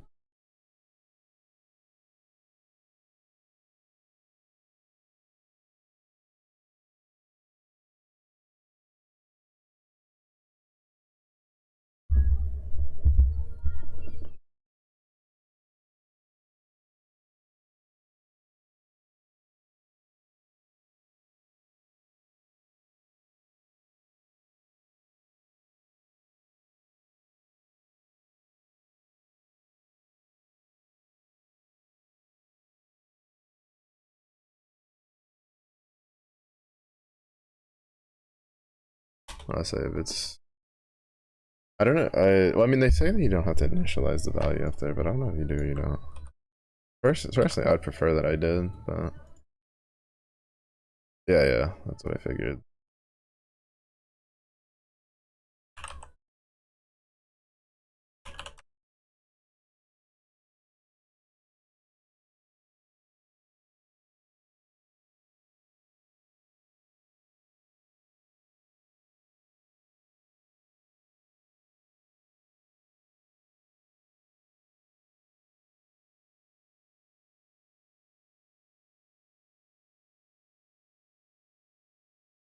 Hmm.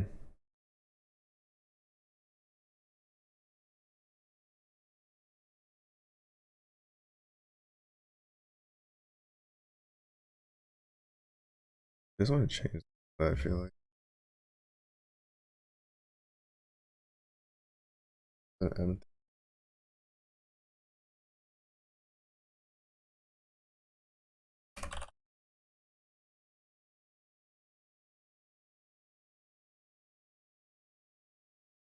to be fair, probably means we don't need this.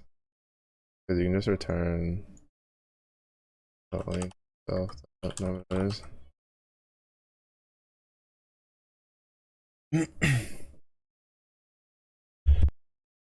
Which would be more handy for what we need to do.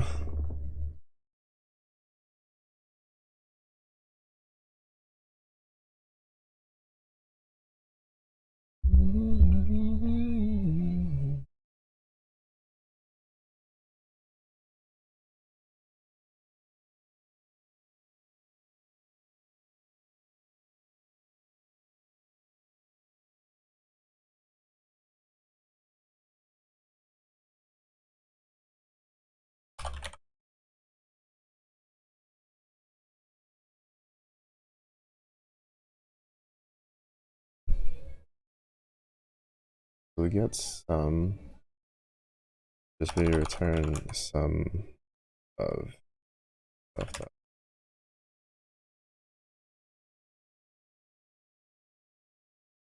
this one should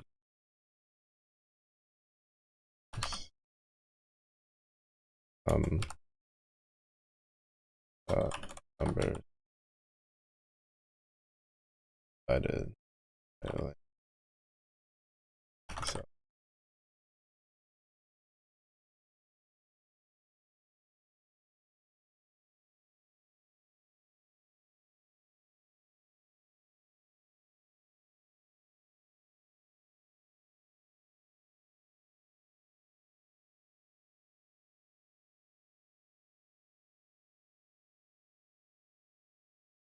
Write a main program which keeps asking integer numbers until the user types in -1.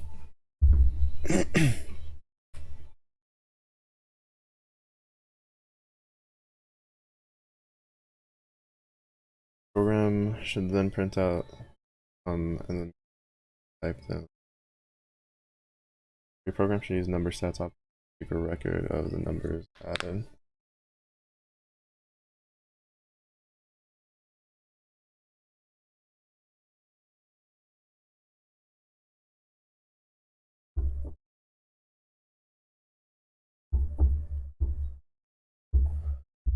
Alright, so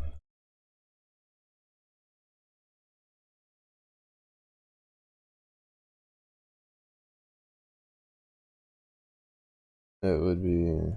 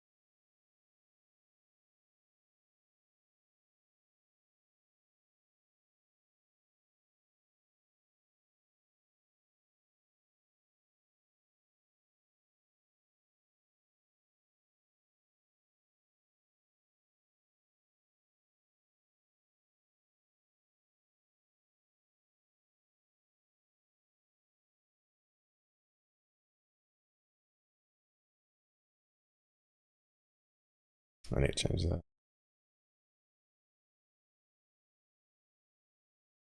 Oh, I made it number instead of answer.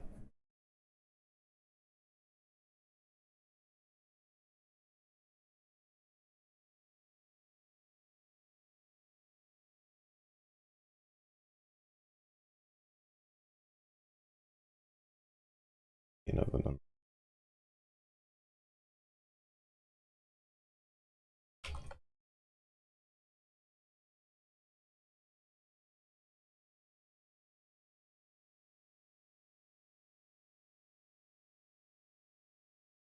Mm-hmm.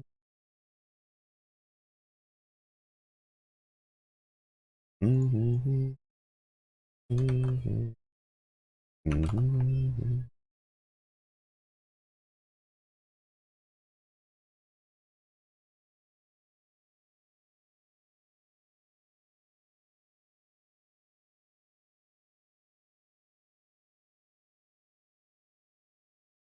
Mm-hmm. Oh, I never pressed that. Habits from when I was like friend requesting Leviathan friends during Guild Wars are still like kicking.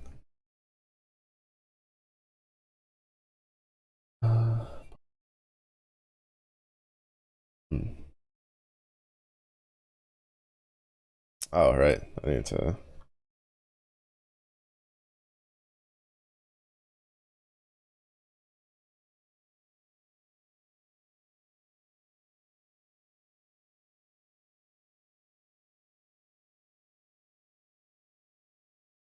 Hmm.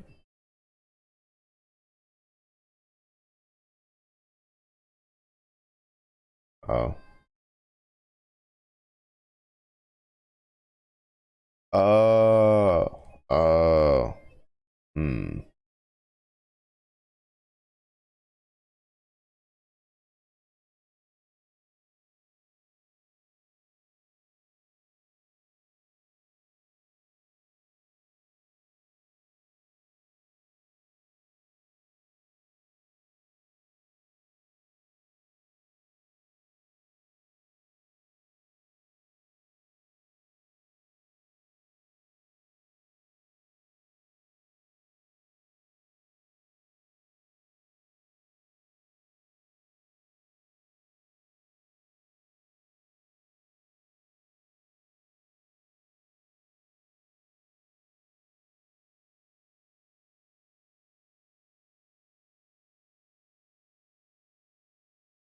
Oh, but then it won't break because it'll be true.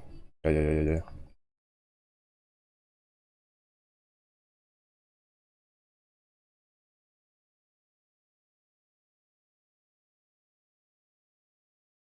Right, right.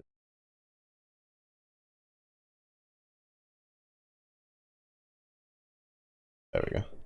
It's been a while since I had to do something like that with the wild true, so I forgot that I had to give it like a break or something.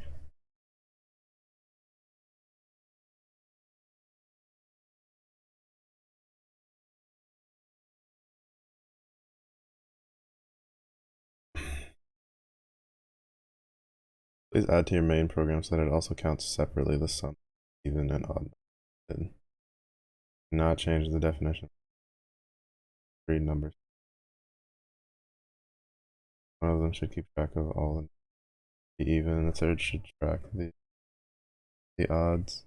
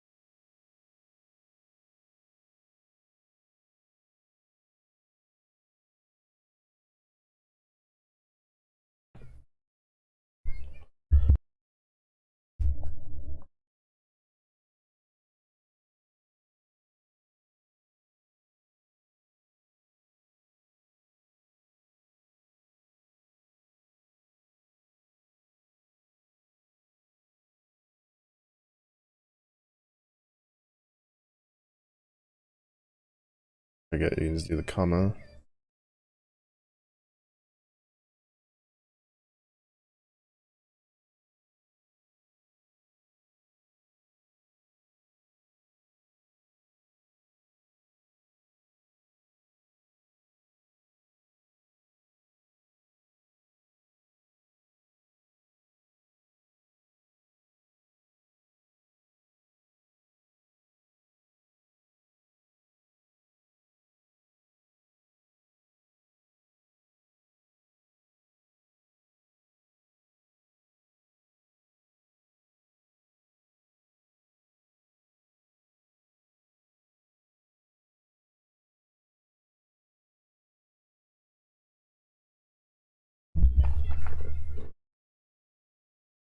Yeah, he's just passed out in his cage. I find it so funny because I like Sometimes I'll tell him to go to his kennel because like he's misbehaving. All right, like my old man was going in and out of the garage, and so he was like at the stairs barking, not allowed. Then he went all the way down, which also not allowed because I know my old man's not going to open that door very slowly because he's not going to be expecting somebody to stand there. So then I had to be like, no, get in your cage. And so he sits in there, but usually I don't have to tell him to be in there, and I'll just like let him be. And so if he wants to lay around the room, he can if he feels like it. But he's always just like, he's like, oh, Lord, the kennel is open. My people need me. Walks over, lays down, like I don't get it. I mean, it's not bad though for me because you know, when we were raising him, we saw the whatchamacallit. Like the one of the big things was like make sure that you know for your dog that like the kennel feels like a safe spot because it makes it a lot easier to get them in and out of it. And so like we did that, right? Like it's to the point that if he did something wrong and I was chastising him and he like slinked away to his like this kennel, I would stop like chastising him, you know. And to be fair, he understands when he like fucks up when he's getting sent to like the kennel because he'll just be like, "Oh no, I'm going to jail." But then he still goes, right? So it worked out. It worked out. It's just funny to me. Not the rectangle class. I thought I was free of that. New rectangle is created with two tuples as arguments. These tuples contain the x and y coordinates of the upper left corner and the lower right corner. The constructor calculates the height and width of the rectangle based on these values. Area and perimeter calculate area and the perimeter. You don't say. Based on height and width. The method moves the rectangle by x and y values given as arguments. The rectangle is represented in a coordinate system where the x coordinates increase from left to right and the y coordinates increase from top to bottom. This is a common way of handling coordinates in programming because it's often easier and more natural to go to the top left of the computer screen as the point where x and y equals 0.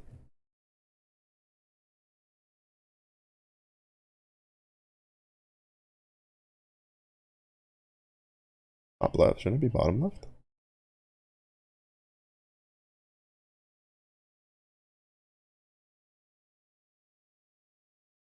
Wait, but if going left from left to right is increasing the numbers, then shouldn't going from bottom to top also increase the numbers? Or shouldn't the bottom left corner be 0? Why is the bottom top? Why is the top right or top left corner the one that equals 0?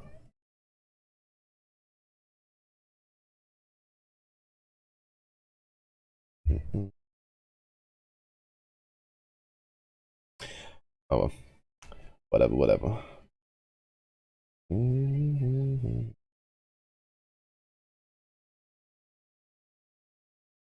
you have an object created from a class defined by yourself, the default reaction calling the print command from that object with that object as its argument is not very informative. Obviously, we want more control over what is printed out. The easiest way to do this is to add the special dunder method for strings. For the class definition, its purpose is to return a snapshot of the state of the object in string format. The class definition contains the string method. The value returned by the method is the one printed out when the print command is executed.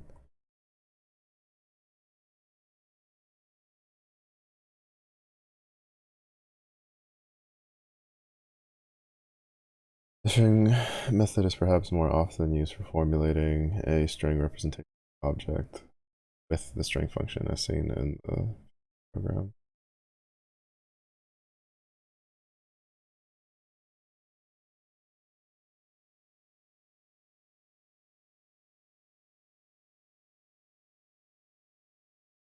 There are many more underscored methods. Dunder methods can be defined.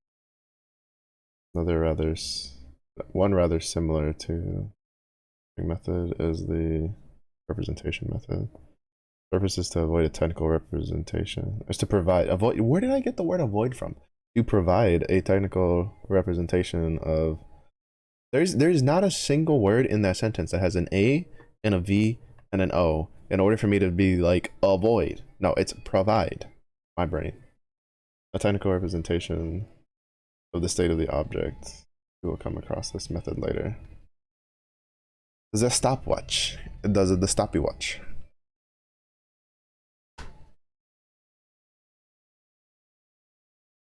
I forget stopwatch is like a single word.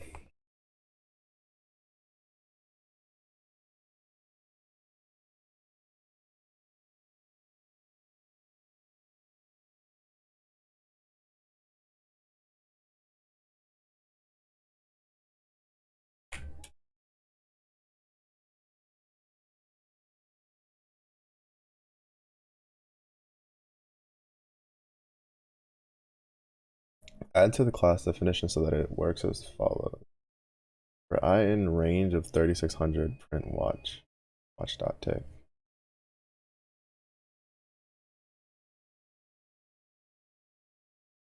Y'all crazy. I am not doing it for 3600. I done lost it damn mind. Like they even have it where it'll be like 00, like 00:01, 00:02, 00:. Then it goes like many more lines printed out. Then it skips to 00:59, 01:00. You know, and then it goes after that, many more lines printed out. It's just like you done lost your damn mind. I get what it's wanting to do though.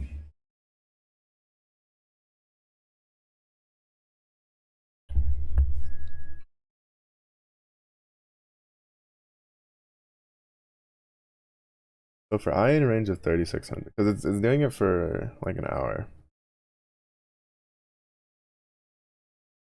Because 60 seconds equals a minute, which 60 minutes equals an hour, so therefore it's 3600 minutes. What it's trying to represent. So it would be like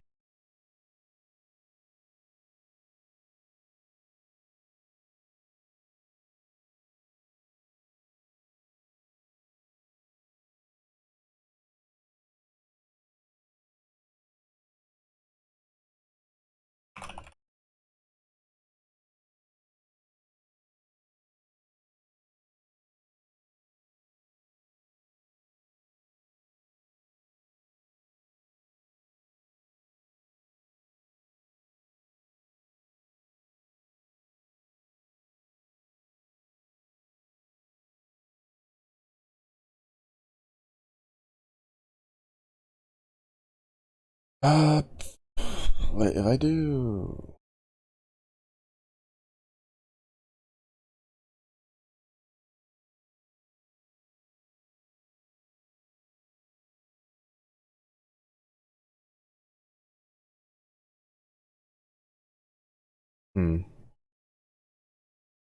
how do I get it to print 00?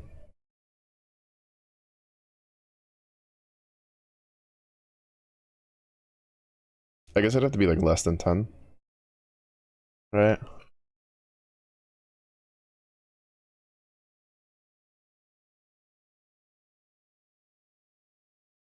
Yeah. For this, it would just be for tick, it goes self dot second plus equals 1 if self dot second equals 60, self dot minute equals 1 self dot second 0.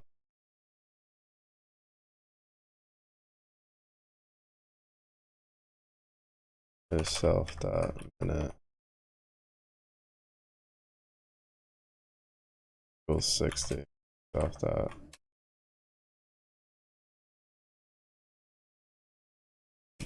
minute.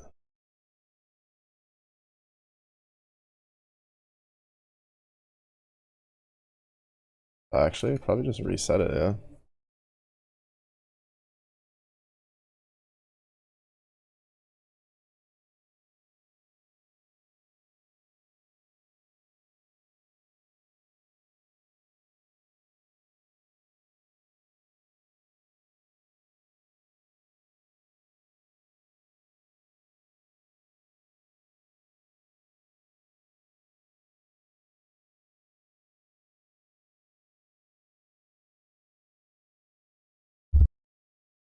because this is going to be constantly getting changed, so you can't just like return it to 0 while it's going through. They might as well just make something that'll reset it to 0 and just have that be part of the object.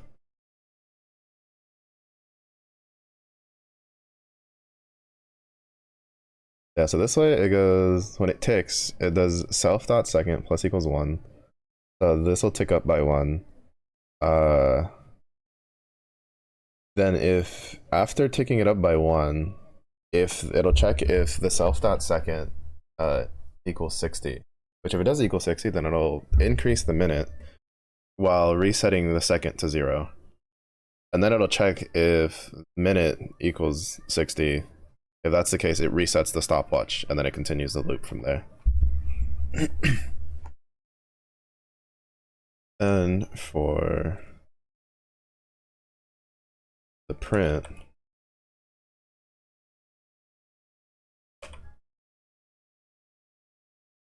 it'll be if self.minutes less than 10. Self.second is less than 10.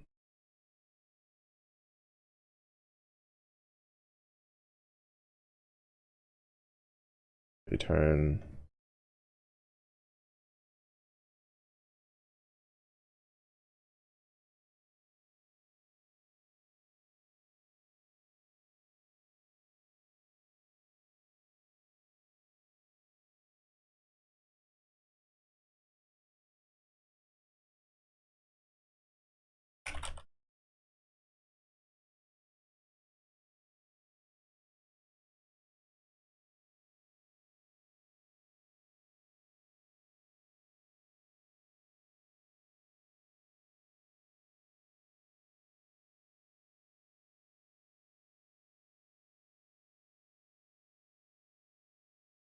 else, it would just turn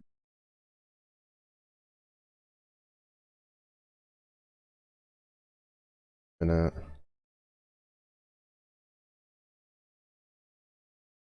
dot second.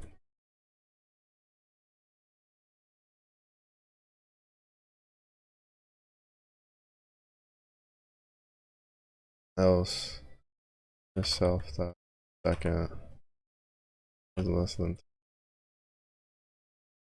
It should turn self.minute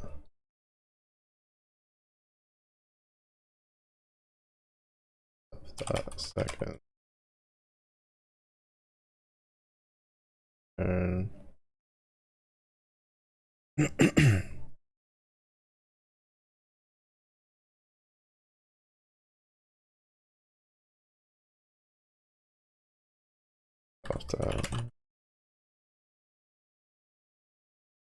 second. Let's do 600.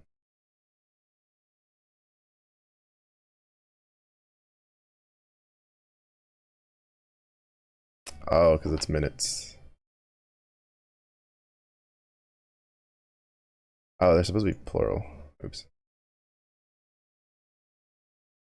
You know what? No. Fuck you. I mean, to be fair, I did kind of like type it out correctly in some of them, but all right, it didn't work. Why is it?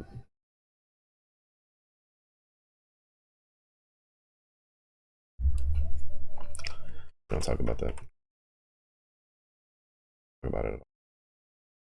We don't talk about it. We don't talk about it.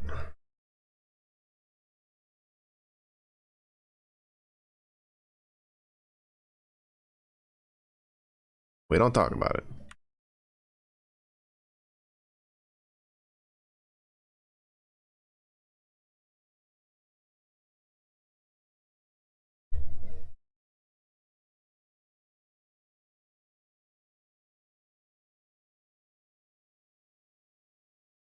Oh, because this needs to be plus equals 1. So dumb. So dumb. There we go. I was wondering why this one was still saying 1 when I was running it with 600, and now I forgot because that needs to be plus equals 1.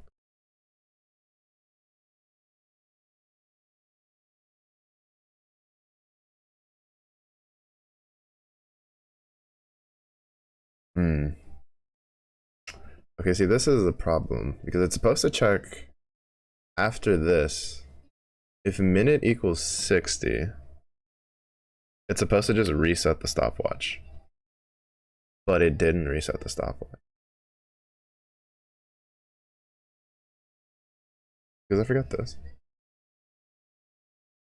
There we go. Yeah, it's because I forgot the parentheses. But yeah, this is how it's supposed to work.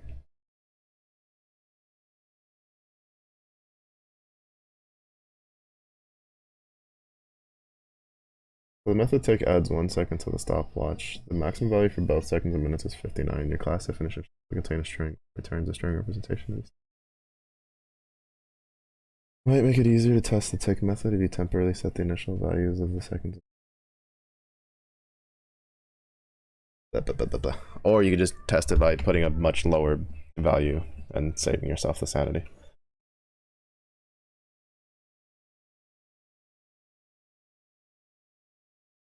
My stomach just gave me one of the longest growls it's had in a while. It wasn't very loud. It was like pretty low, and I don't know. I don't think like if you were sitting next to me, you would have heard it, but like I could hear it probably because internally, because it is my stomach, and it was like, it is not happy. It is not happy right now. It's like you're doing all this thinking, but you're not doing it because. Well, I didn't like fully skip lunch because I had to prepare the pasta salad, so you know I had to taste test a little bit. I also didn't eat a meal, so.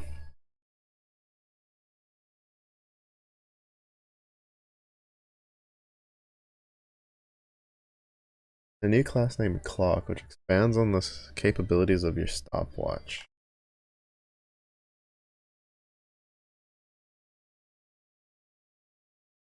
Okay, so this gets turned into Clock.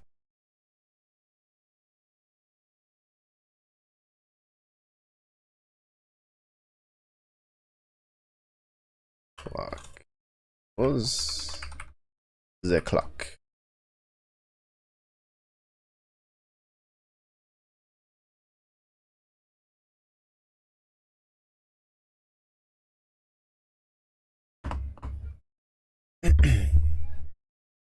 Alright, so for this, it's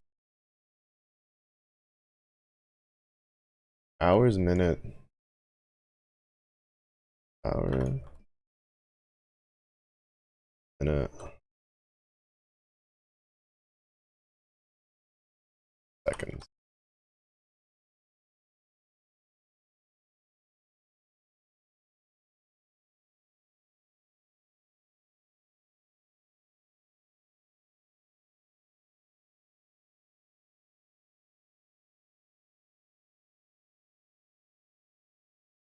Does it not?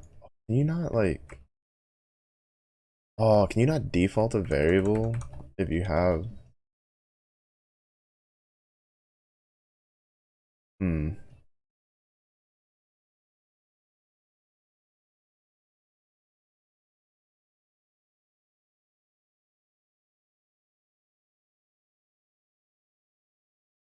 You can't initialize a variable if it has the. Oh no, does it have to? It has to be after, doesn't it? Like over here. No. Hmm.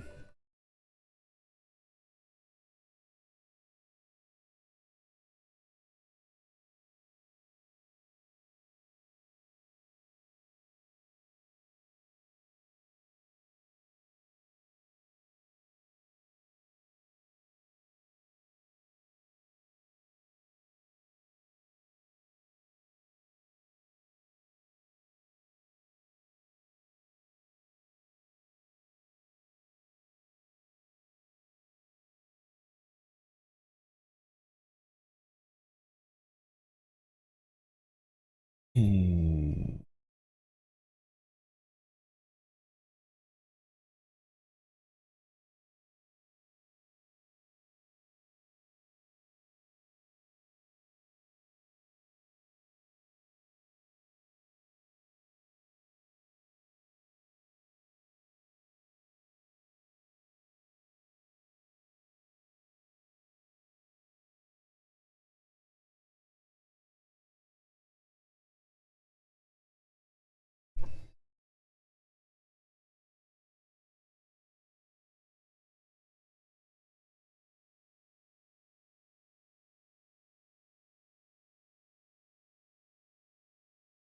I guess you can't.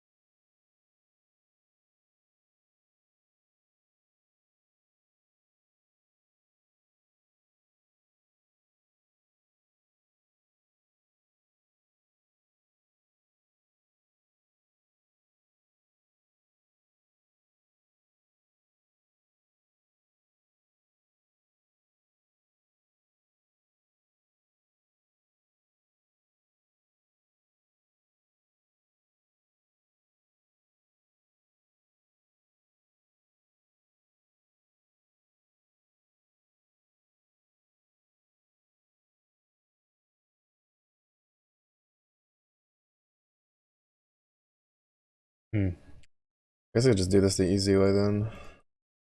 I wanted to like initialize the actually no.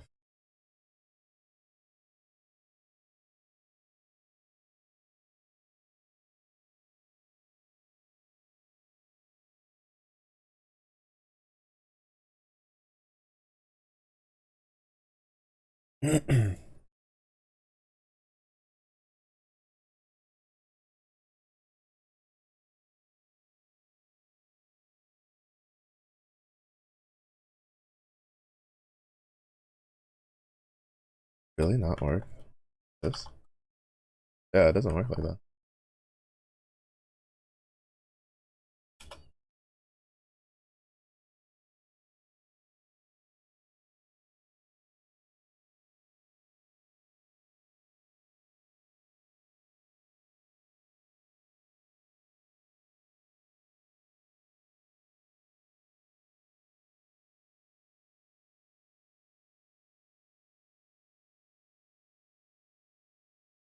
Then in this one, 60 self dot power plus equals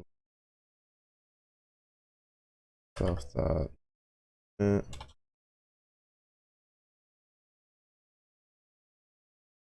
self dot second dot or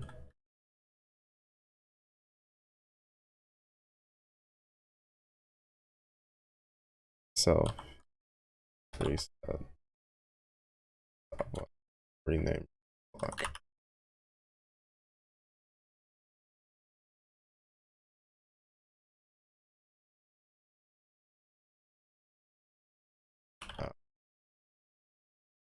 Yeah,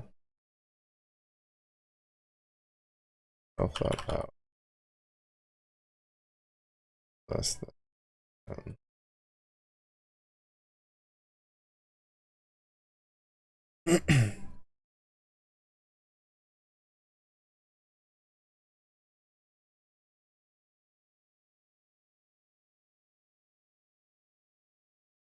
Yep, my stomach isn't hungry. uh, it is growling.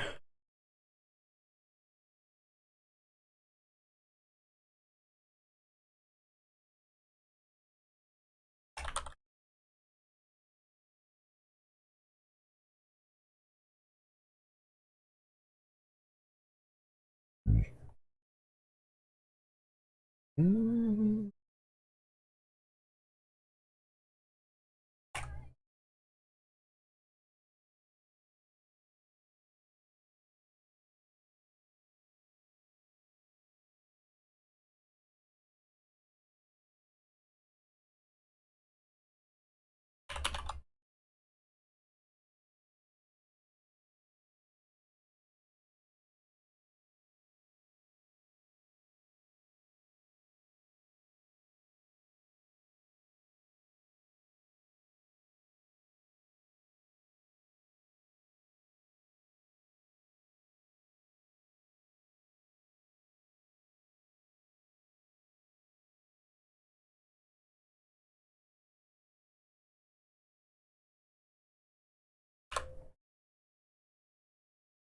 Quick, right?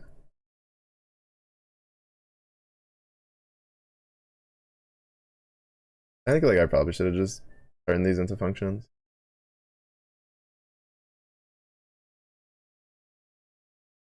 I think this is fine. I mean, like the issue is like no, I should have turned this into a function just simply because of the fact that if I have to change anything in here, like it's fine for this because you're not really gonna change these because it's just how this is just how clock works, but.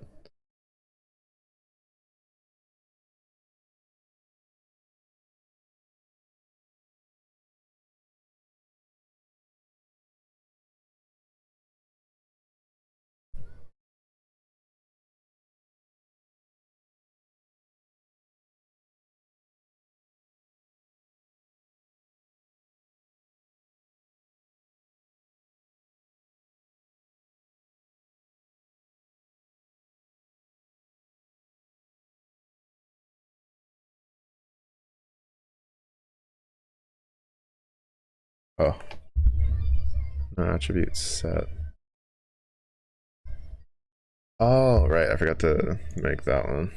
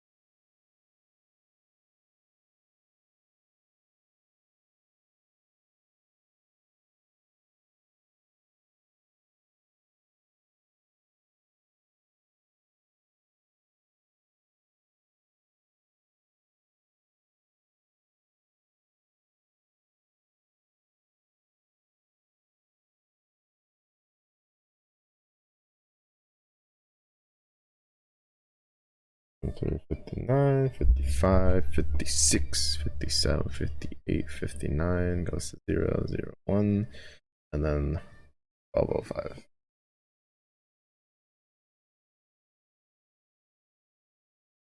Yeah, technically, like I should have just made this a function, like this part right here, because right, it's gonna get copied twice. I mean, realistically, it should have like the second one. It was the one that should have made a function, but I feel like it's just grouping those together would be fine. But it just causes this shit. Like, yeah, like to me, it kind of makes sense to just like do this first half as a function because it'll be easier to do this than to go here, then here, then here, then here, then here. Right, going from here to here and just making sure all this is the same is a lot easier than being like, all right, is this the same as this? Is the same as this? The same? Right? Like you're gonna have to like double your work. Right? Because like you double it here, like by not making both of these a function, but it's like fine.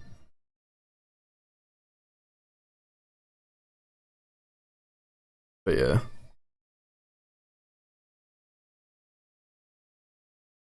Take the initial values for the hours, minutes, and seconds as arguments and set these appropriately. The take method has 1 second to the clock. The set method sets new values for the hours and the minutes and sets the seconds to 0. 0. Punch card. Yeah, honestly, this is probably one of the biggest things that what should we call it? I don't think of like right word. Ingratiate? I don't know. I guess it's the one that made me like be more like find it more enjoyable to go through the MOSC course is just that they have a lot more varied examples for like what you actually work on. Like doing this. We never did this in the MIT course because the only time we worked with something that was increasing time was using the date time stuff. Which, to be fair, again, you can do that, but that also doesn't teach you any way of doing things for if you want to do something like this for something else later, right? So it's just pretty interesting. I don't know. They have a lot of very interesting exercises that the MIT ones, because like, and I say what I mean by that is that it's like the MIT ones. A lot of it is like quadratic formula. Find the area of a circle. Find the area of a rectangle. do this mathematical thing, do this mathematical thing, calculate this math. And it's like, yeah, obviously you're going to do a bunch of that in coding, but there's also a lot of other stuff in coding, like learning how to manipulate numbers up and down, how to set up resets, how to like do that kind of stuff. Like stuff that is also, I would say, argue equally important and used as well.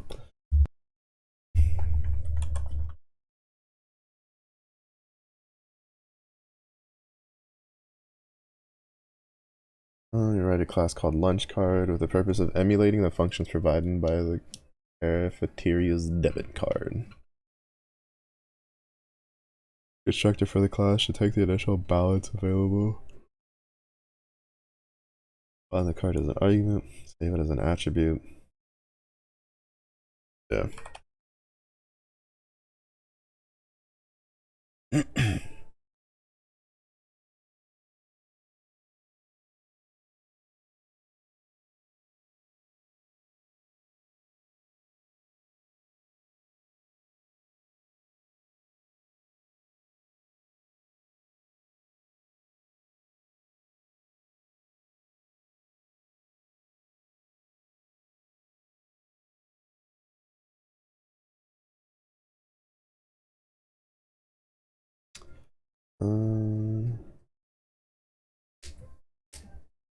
The method, the string method, which returns a string containing the balance. Balance is X euros. The available balance should be printed out with 1 decimal place precision. Oh, okay. So it would be like turn F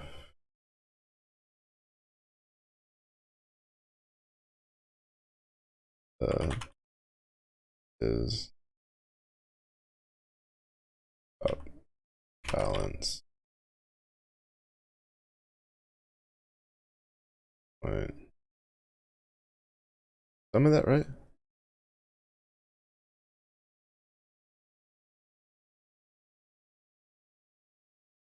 Zeros.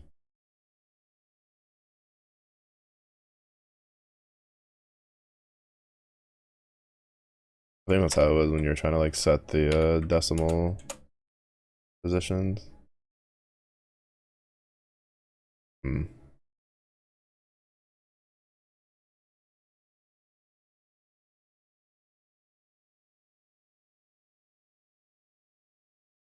I'm gonna have to like initialize it as a float then.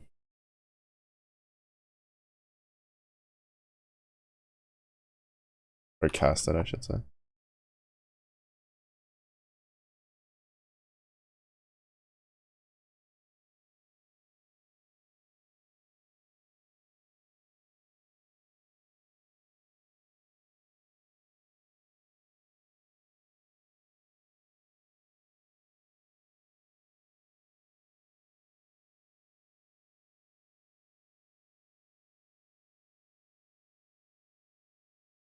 Oh, then this number needs to be 1. There we go. I thought it was using like 0, like point, like the point whatever. No, but it's a, never mind. I like in my head, I thought it was doing like this would tell it to do, you know, 2 decimal points, 1 decimal point, etc. But no, it's the actual number itself tells it when to do that.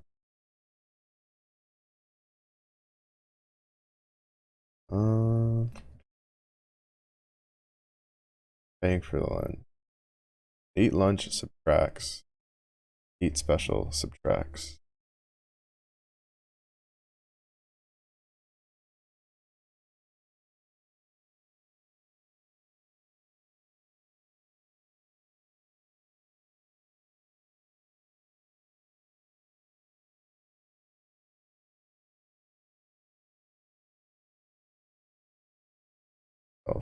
This is kind of funny because I had to do this in what was it, when I went to university?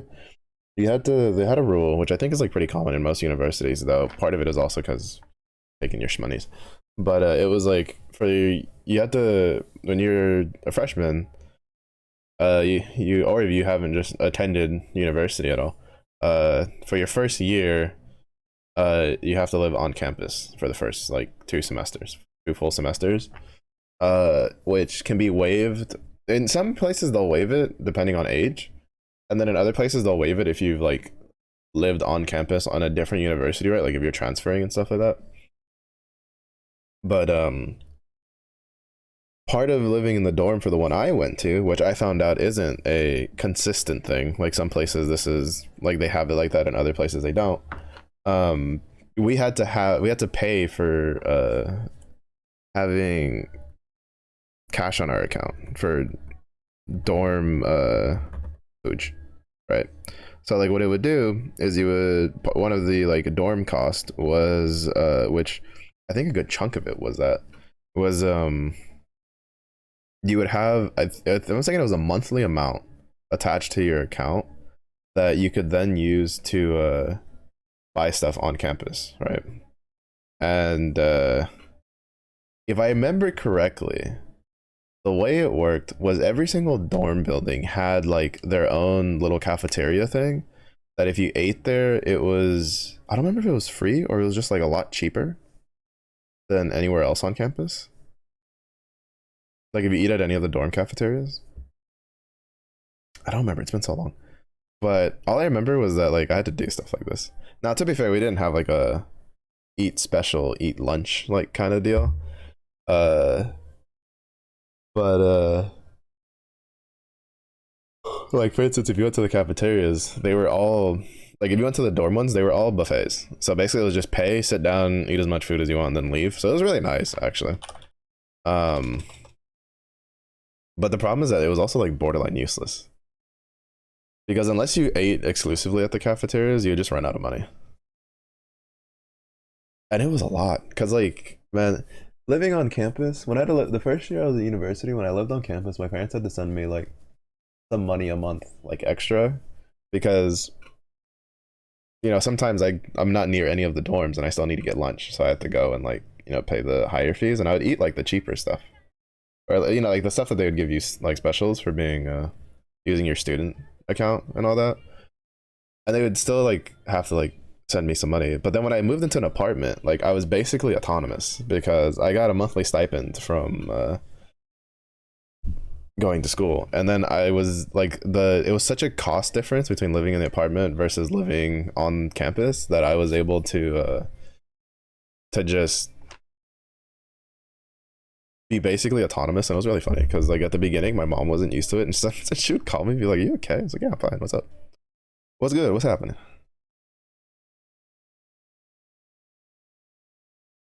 She's like, "Well, no, you haven't asked for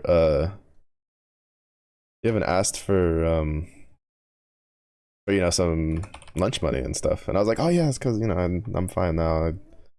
You know, and the apartment really wasn't that far. It was like about a mile off campus. It was really easy walking distance. So I don't know. It was really funny to me. This kind of just reminds me about that. To be honest, like, oh, it'd be nice if there was like, I think like if I ever moved to an area myself, I'd want it to be like somewhere where there's like, I guess it'd be like the equivalent if you found like a downtown spot to live in, even though usually that's like super expensive. But right, just like have it where like you have like the area that I live in, and then I can just like walk or something to a spot that would have food. I can tell you right now, everywhere I've lived in the States, uh, didn't really have it. Doesn't really have like anywhere like that. And places I passed through don't really have like living stuff like that. Like, there's definitely some options and stuff, but they're usually either really really expensive or not very well taken care of. It's kind of like the two things. But yeah, I don't know. I just remember like bro, living in a spot like that was just nice. 50, 40.4, 40.2. Never allowed to reach numbers below 0. Okay.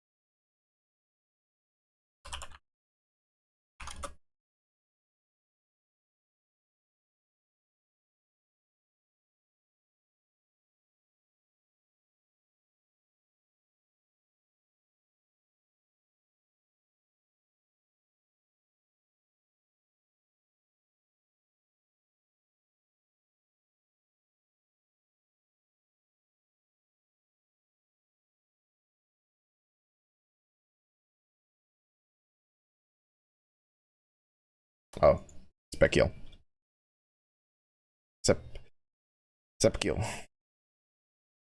Get the sepcule. Right, this should still work. Yeah, that should work fine.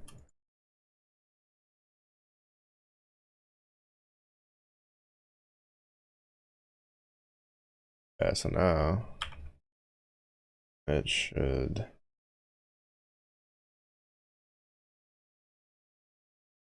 Yep. Depositing money.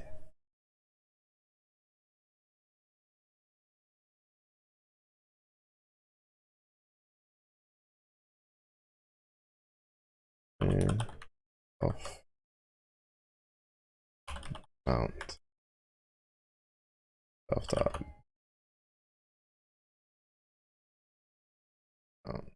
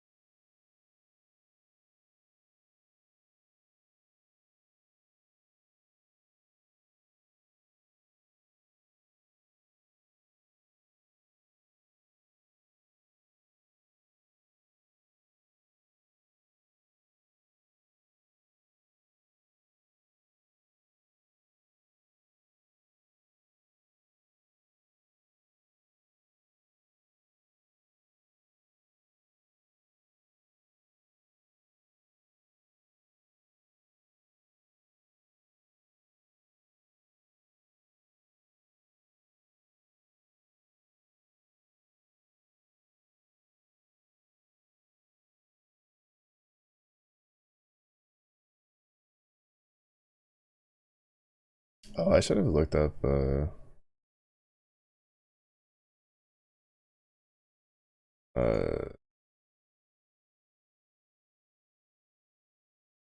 whatchamacallit.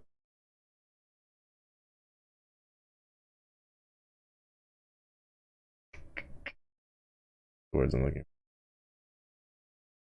I don't know, I already forgot.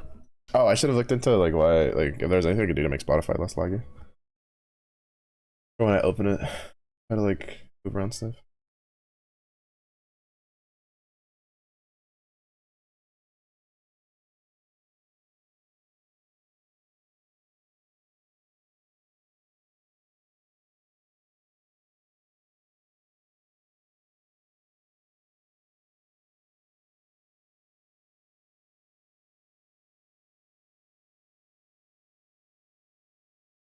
I will say though, right, when I was like one thing that was really funny though was I'm telling you, when money is tight and you kind of broke, you know, because like when you broke, you just don't eat.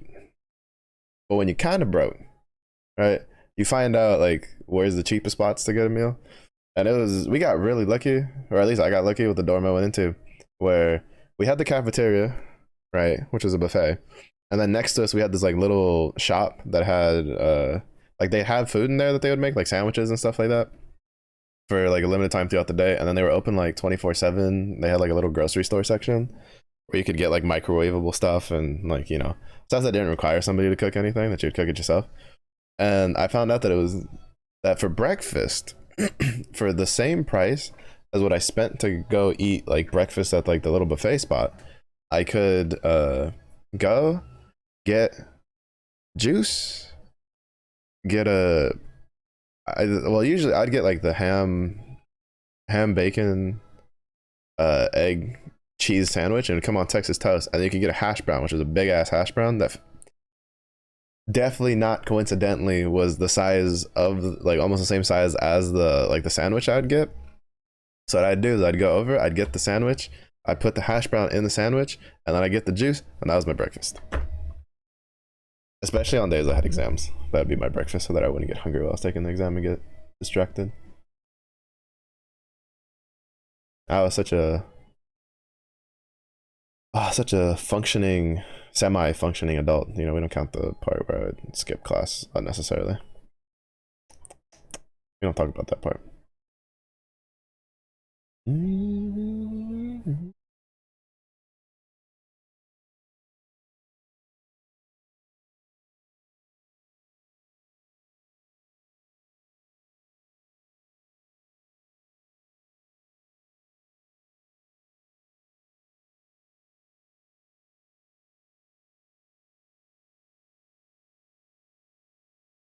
Multiple cards. Please write a main function which contains the following sequence of events. Punch card for Peter.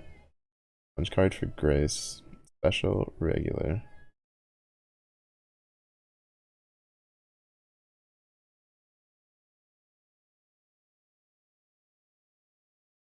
Okay.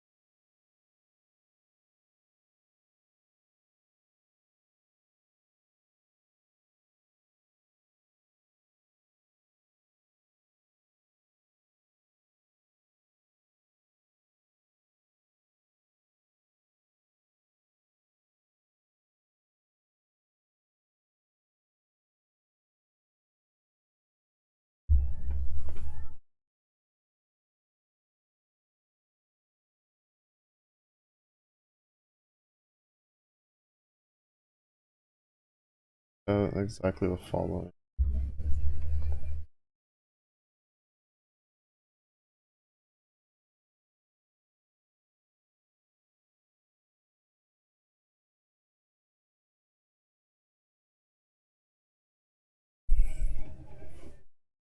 Alright, so the way it should work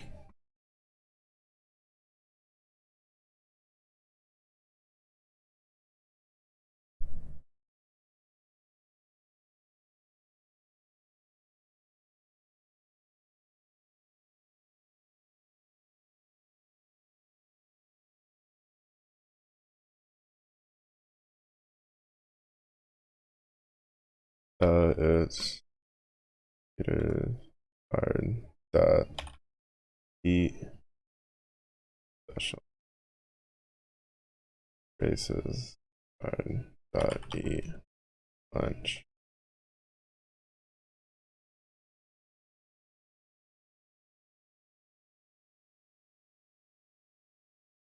Peter.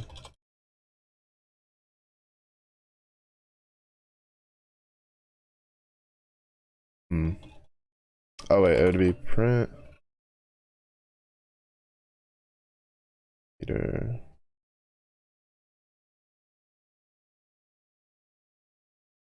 What is this say? I think this is just supposed to be like, yeah, Peter colon.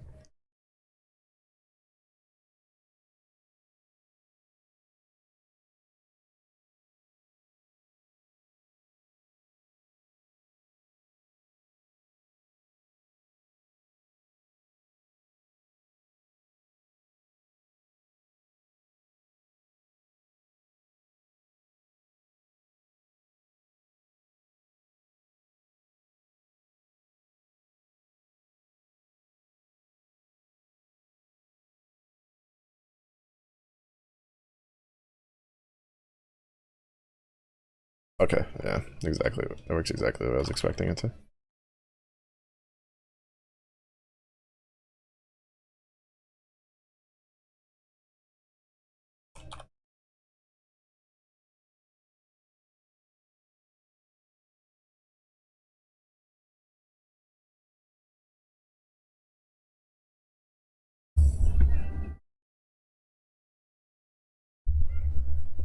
Figured it's because I put the parentheses on accident.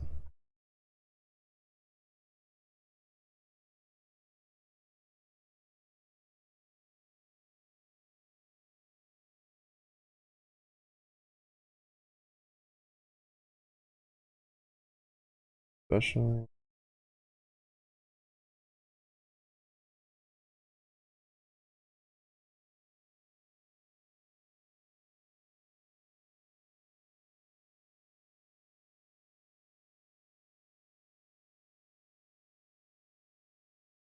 Then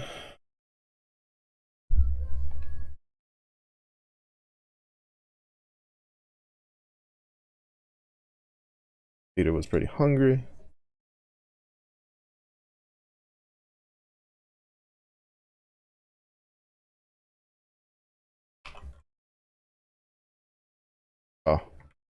comma.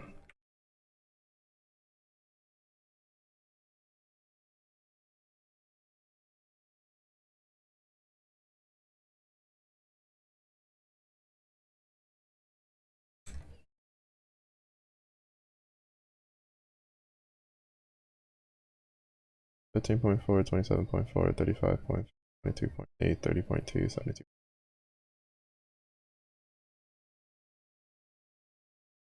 Realistically, I probably should have just made a function for this. So that I would just return these. Like, well, the problem is I'd have to return it as a tuple, and then I'd have to write the 2 lines anyway. I probably wouldn't have like solved it.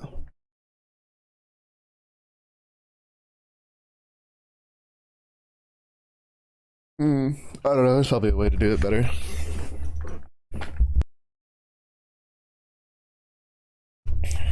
Realistically, the best way to do it would have been to rewrite the thing.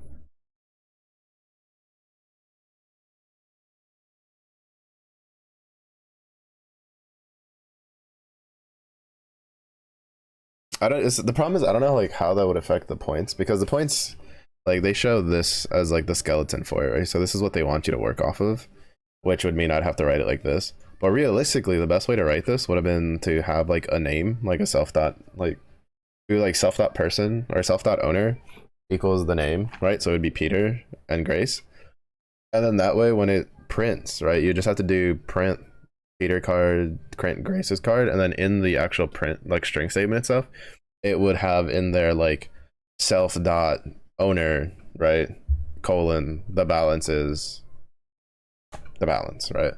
Like, that would have been the right way to write that out, not this way, but I think this is just the way they want us to write it out now. I will say though, all right, one of the biggest reasons that the classes made sense was I harped on MIT a bit about like how it was always just like mathematical this, mathematical that, right? Like mathematical formulas purely. But I will say for the class objects, like learning about like how to set those up, they were really good. They had a lot of like extensive ones, like a lot of different varied ones, because we had like lists and stuff we had to manipulate and this and that. And it wasn't just numbers. So they did a real good job there in trying to teach people how to use that, which is really nice in my opinion. It's definitely where they shined a little more with the exercises, made them a little bit more interesting.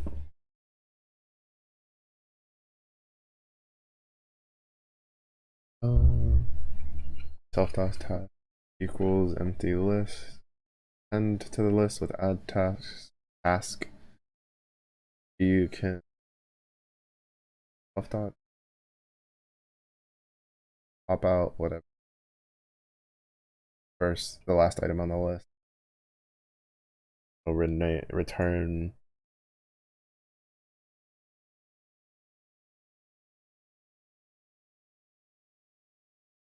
Oh, because it's a list of tuples, right? Oh, so that's how it works. All right, so it takes in when you add a task, it takes in a name and a priority, and then it'll sort it from, I'm assuming the higher number is the more important one.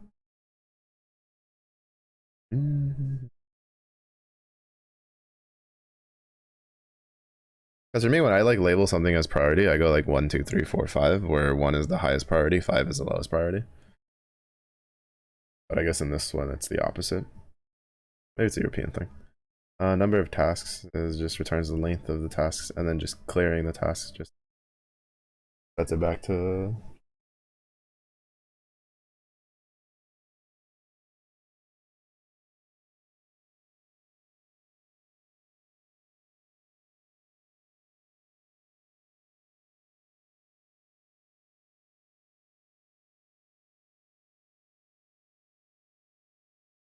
object tasks. Put in a list. Each task is a tuple containing priority. The task and its name. The priority value is first, so that when the list is sorted, the task with the highest priority is the last item. This is why we can then simply use the pop method. Priority item. Have a look at the following program.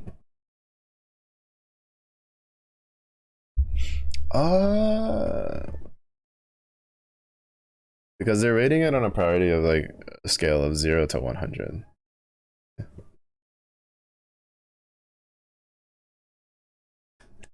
Studying, priority of 50. Exercise, priority of 60.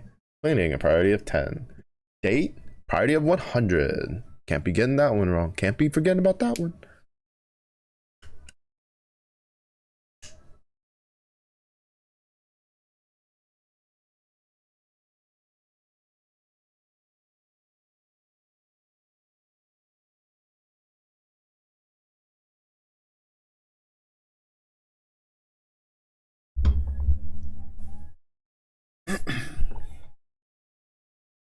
Series. Last named series.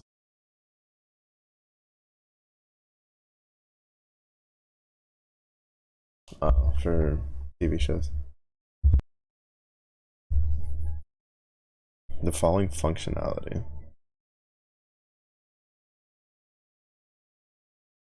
I'm assuming it's title, number of seasons?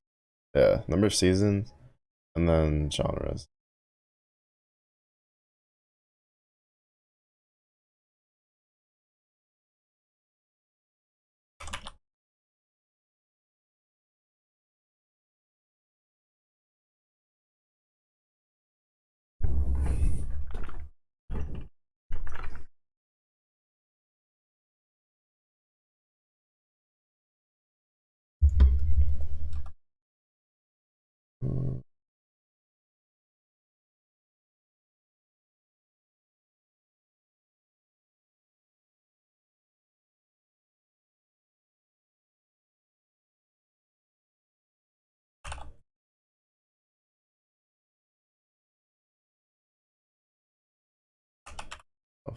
Dot title.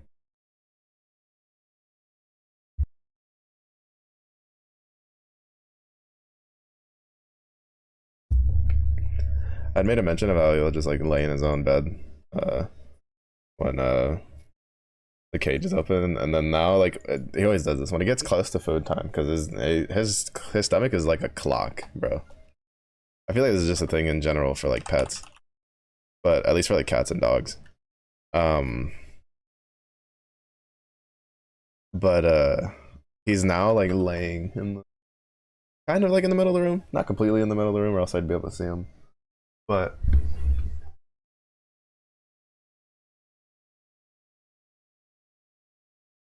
moved. Oh no, no, I think he's under my computer. Uh, but he had been like just laying on there because he's like positioning himself to come pester me in like 20 minutes. Be like, it's time for food. It's time for food. Oh, that rating.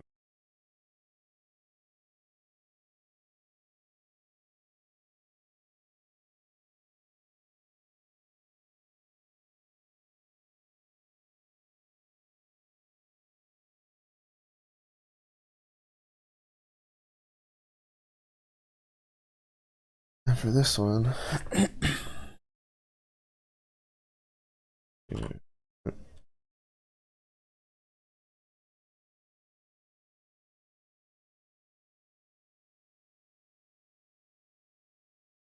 oh,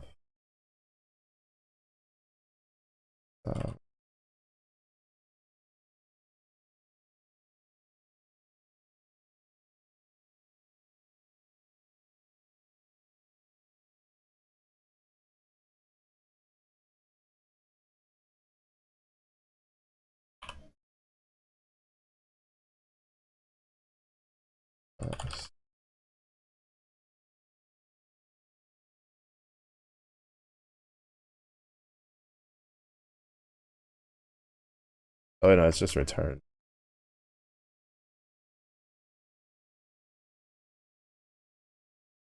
Crap. Hmm.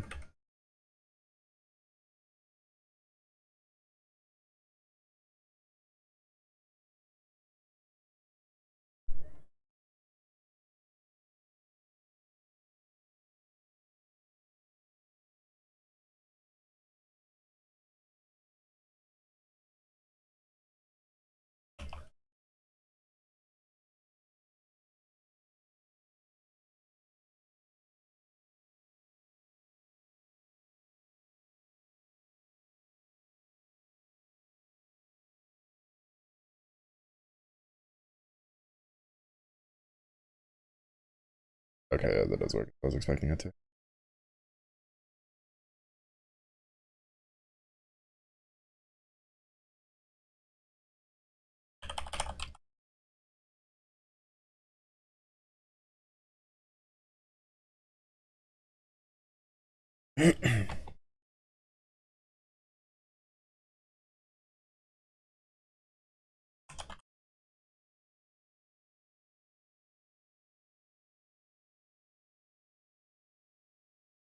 Look at him wandering around. Oi, what are you doing?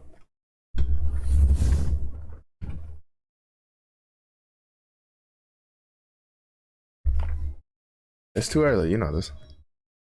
Another 30 minutes.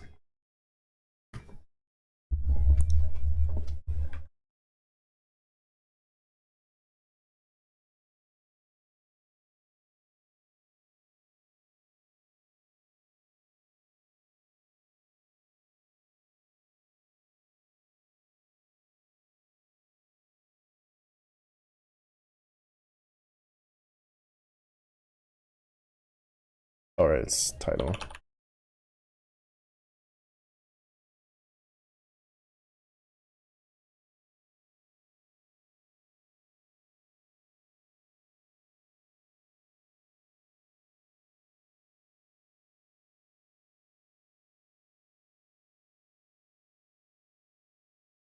Whenever you need to reduce string from a list.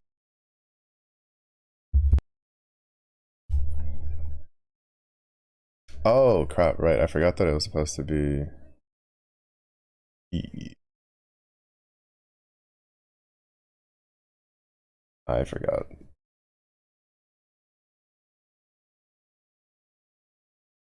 That's not supposed to be the list, it's supposed to be like an actual thing.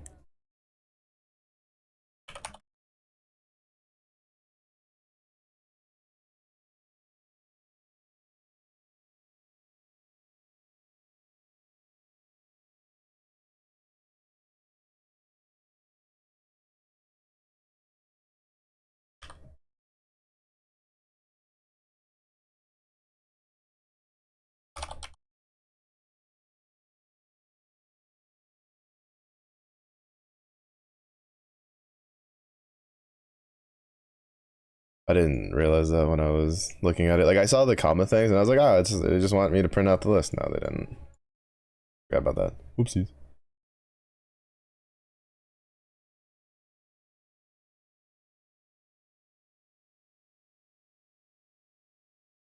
Adding reviews.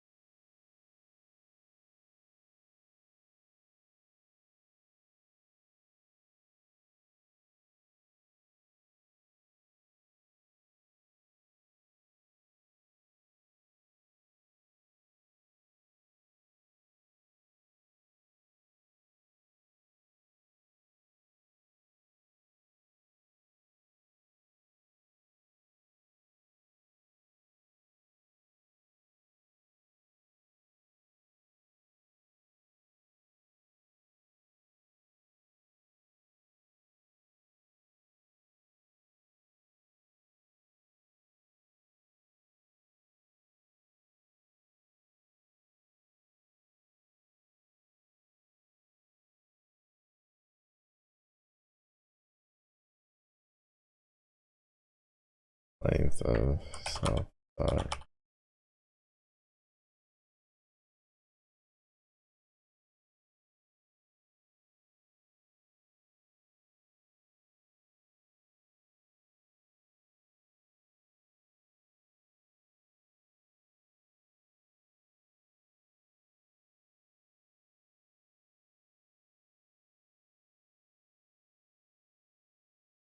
Honest.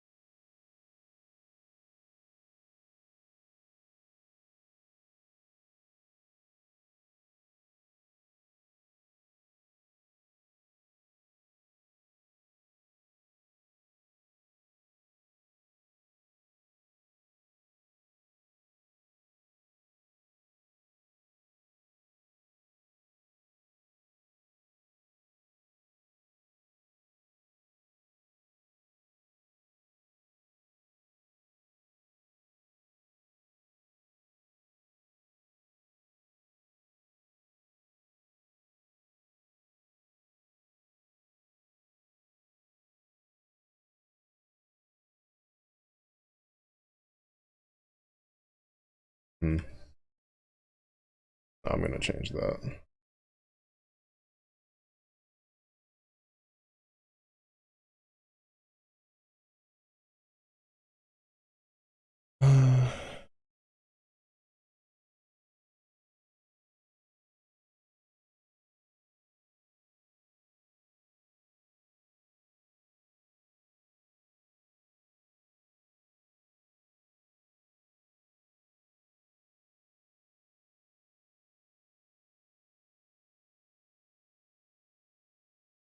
Ratings.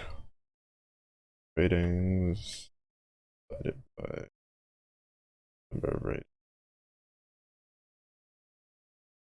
Yeah.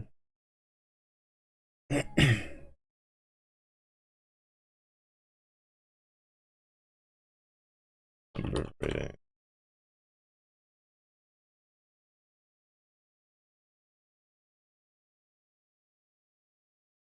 Oh, yeah, it was a comment.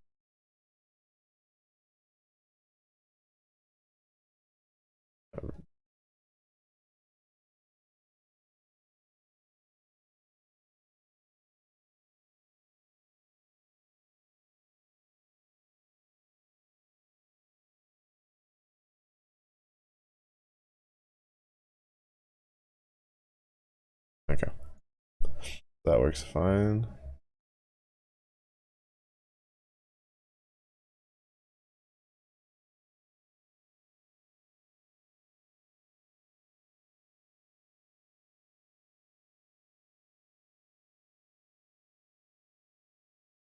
Ratings, average of 3.4.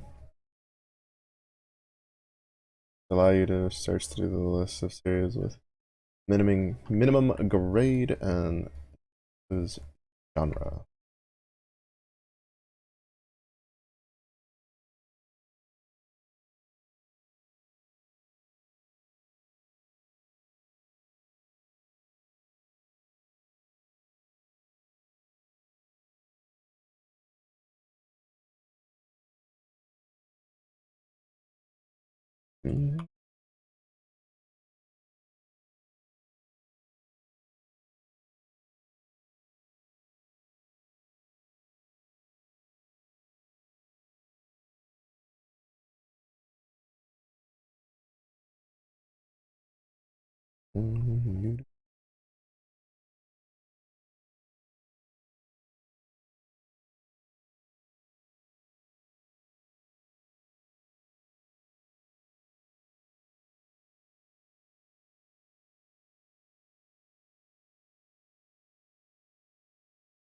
Hmm.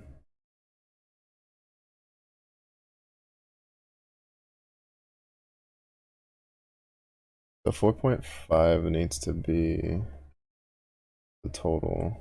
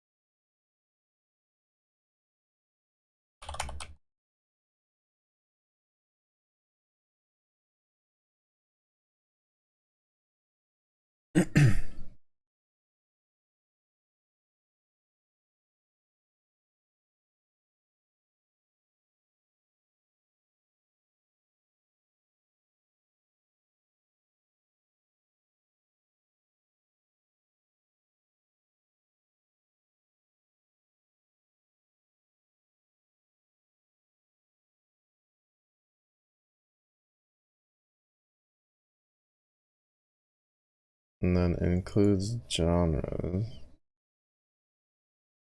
Basically, we'll also have the series list, and then genre.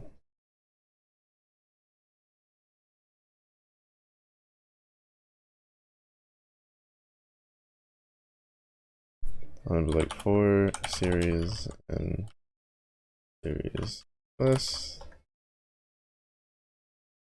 if genre and series genres.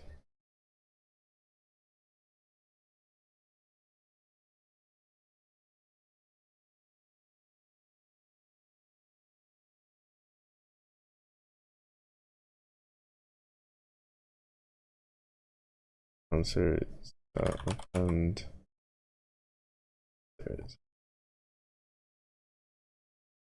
Alright, that should work.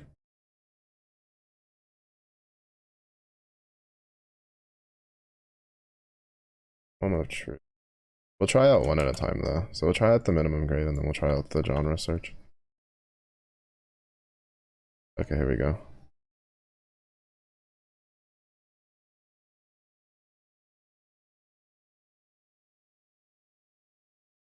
Float object is not iterable.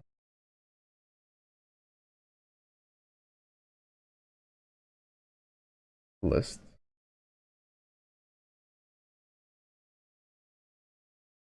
Oh, because I have it backwards. Shit. That means the other one's also gonna be backwards. I was like, what do you mean it's not iterable? It's they had it backwards. And the way I set it up. Makes more sense to me the way I had it because it's a case of just well, to me it makes more sense the way I have it because like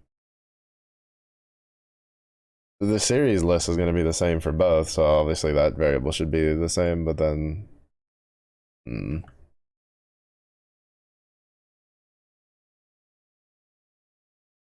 was just so confused when I ran it, and it was just like you can't iterate through a float. It's like, well, there shouldn't be a float. Oh.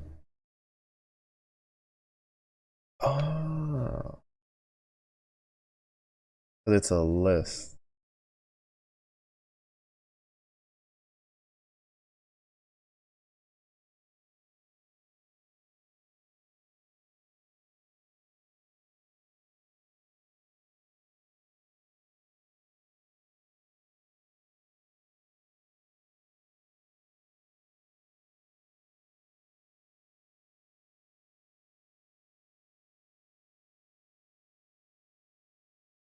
Right. I forget that what it's gonna be. Like I forget that when you're checking stuff because of how like simplistic this was. Because realistically speaking, I would be having like sum of ratings in there as in the object series, like stuff like that. Like I'd be like I wouldn't have left it like this and then tried to figure some other stuff out. Uh, but yeah, and then genre comedy for genre and let's see if that one works. This one should work. I'm hoping. Oops. Just can I return it? I didn't return it.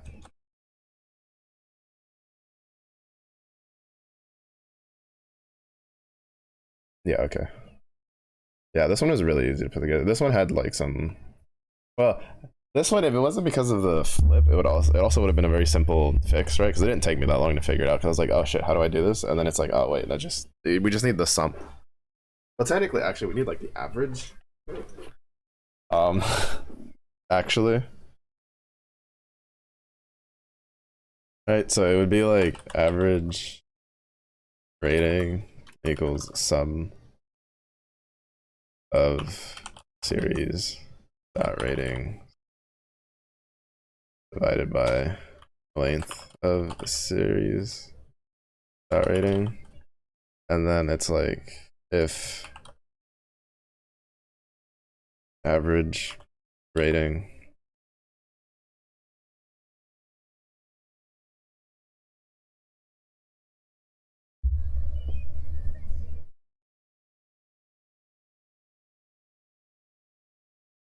right? It would still work. Like that's how it would work because it can't be the sum of it because it's not the average, just not the like the real rating. But like what I would have done, right, is you would have had the inside the object. It would have been like the rating, right? So you can add the ratings of the show, and then it would also I'd also put a class. I'd also put something in there that would be for average rating. So that way it would you could just be like, all right, what's the average rating of the thing, right? Which would just do this, and then it would just pass it through, so I wouldn't have to like initialize it in here. Because then it would be like something like this, right? It would be like series dot average rating, and it'll just work on it itself. Right. Oh. Well, it's like 20 minutes. I have like 5 minutes technically. Like what I would do is instead of doing all that, I would just do average rating here. Self. And then it would just be like return sum of self dot ratings divided by length of self dot ratings, right? And then here it would just be, instead of having to do this, I would come in here and be like, okay, I want the self dot average rating.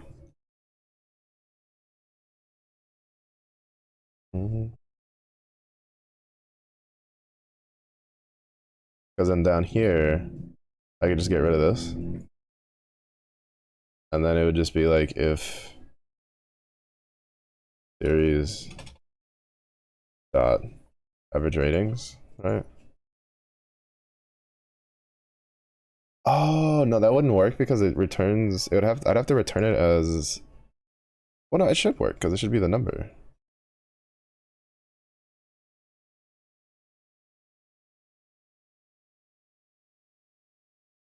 Oh, I guess I'd have to return it as a float, wouldn't I?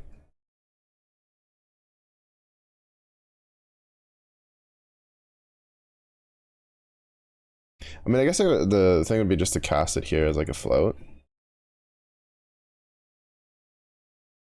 Not quite sure. Like, I'm assuming this could work. I just want to fiddle with this a little bit, kind of break it a bit. Yeah.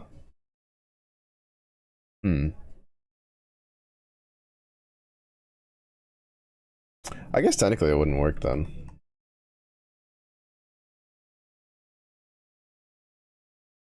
At least like externally. All right, that's good to know. Right, because it's comparing a method to an integer, and it's not gonna be able to do that, or method to a float.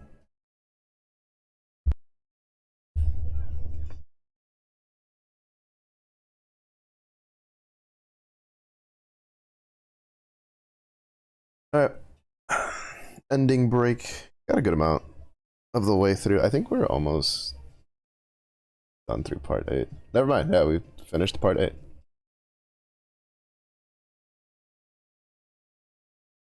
We were kind of able to fly through part 8 just because it's nothing new, right? I already knew about class objects and stuff, and I feel like it's one of the things I feel like I have a decent like handle on compared to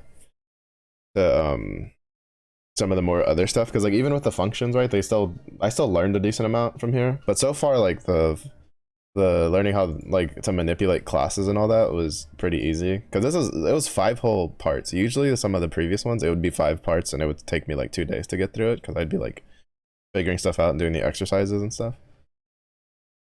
But this one we kind of like just flew through it on because it's just the introduction to the class like stuff, which I've already done. I already done a decent amount of over in the MIT course, and then I've dabbled and made my own already. So it really wasn't like a huge thing.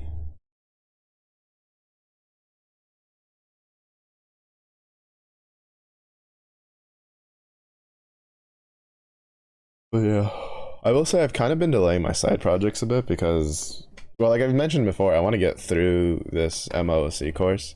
Originally, it was going to be the MIT course, but the MIT course, I was like, oh, that big O thing is kind of making me like, kind of made me reassess a little bit. So, and then with the MOC course, we'll have to see how it pans out. If it also does like a theta, big O, big theta stuff. But the MOC course was definitely more just actual practice and learning and all that stuff of like extra of just coding things in general, of just like the hard coding stuff, which is kind of what I would like to get a more comfortable feel for. Uh, but if I can get the MOC done through like before the end of February, which it's a lot to still get through, right? Like part 9 has 6 points into it, and then there's still 10, 11, 12, 13, 14 left. So it's like it's gonna take a minute to get through everything. But you know, we can do it. Hopefully. Or at least get part way through it. Because there's two big reasons I want to get through these courses by like the end of February. The first one is Monster Hunter Wilds comes out at the end of February, and I'd like to be able to devote a good chunk to that, like at least like the first week or so. And then the second thing is that like through from March leading into summer, I want to see if I can like find some like side jobs and stuff that'll you know fend the monies, so I could also build a portfolio to then like towards the end of the year at the latest, like potentially maybe apply for some stuff. I think like the end game is I would like to. I don't know if I would actually want like work for like an actual company or do like freelance work or do a mix of like both or something. But I guess we'll find out. The nice thing with like coding is it seems that it's pretty flexible on like what kind of career path you want to take. It just kind of just depends. Like it's kind of like just up to you. But I don't know. We'll see.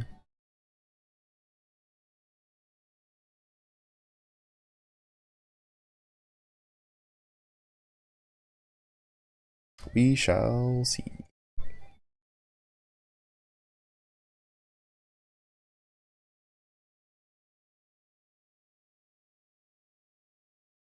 Yeah, that's kind of like the general game plan for. That's the very loose overarching skeleton for the rest of this year. Is that um as well,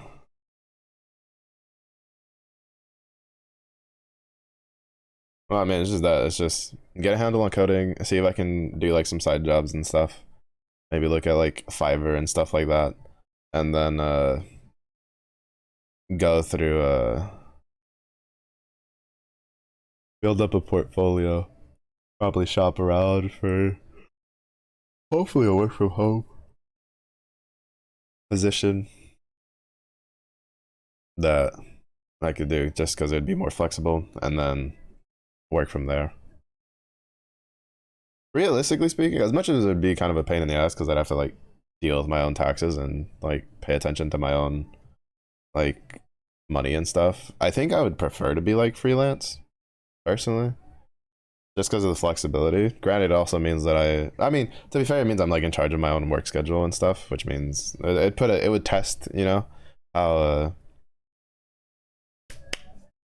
how like locked in I can stay myself.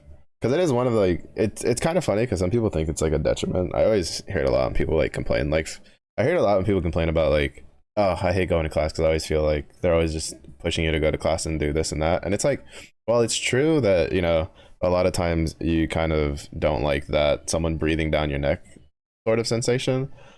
The reality of things is that most people need something like that in order to actually do their job and actually do things they're supposed to do, because a lot of people tend to not have like very high levels of professionalism where they will do the things they don't want to do to make like, you know, to get a paycheck and do stuff like that, which is normal. Like it's nothing wrong with that.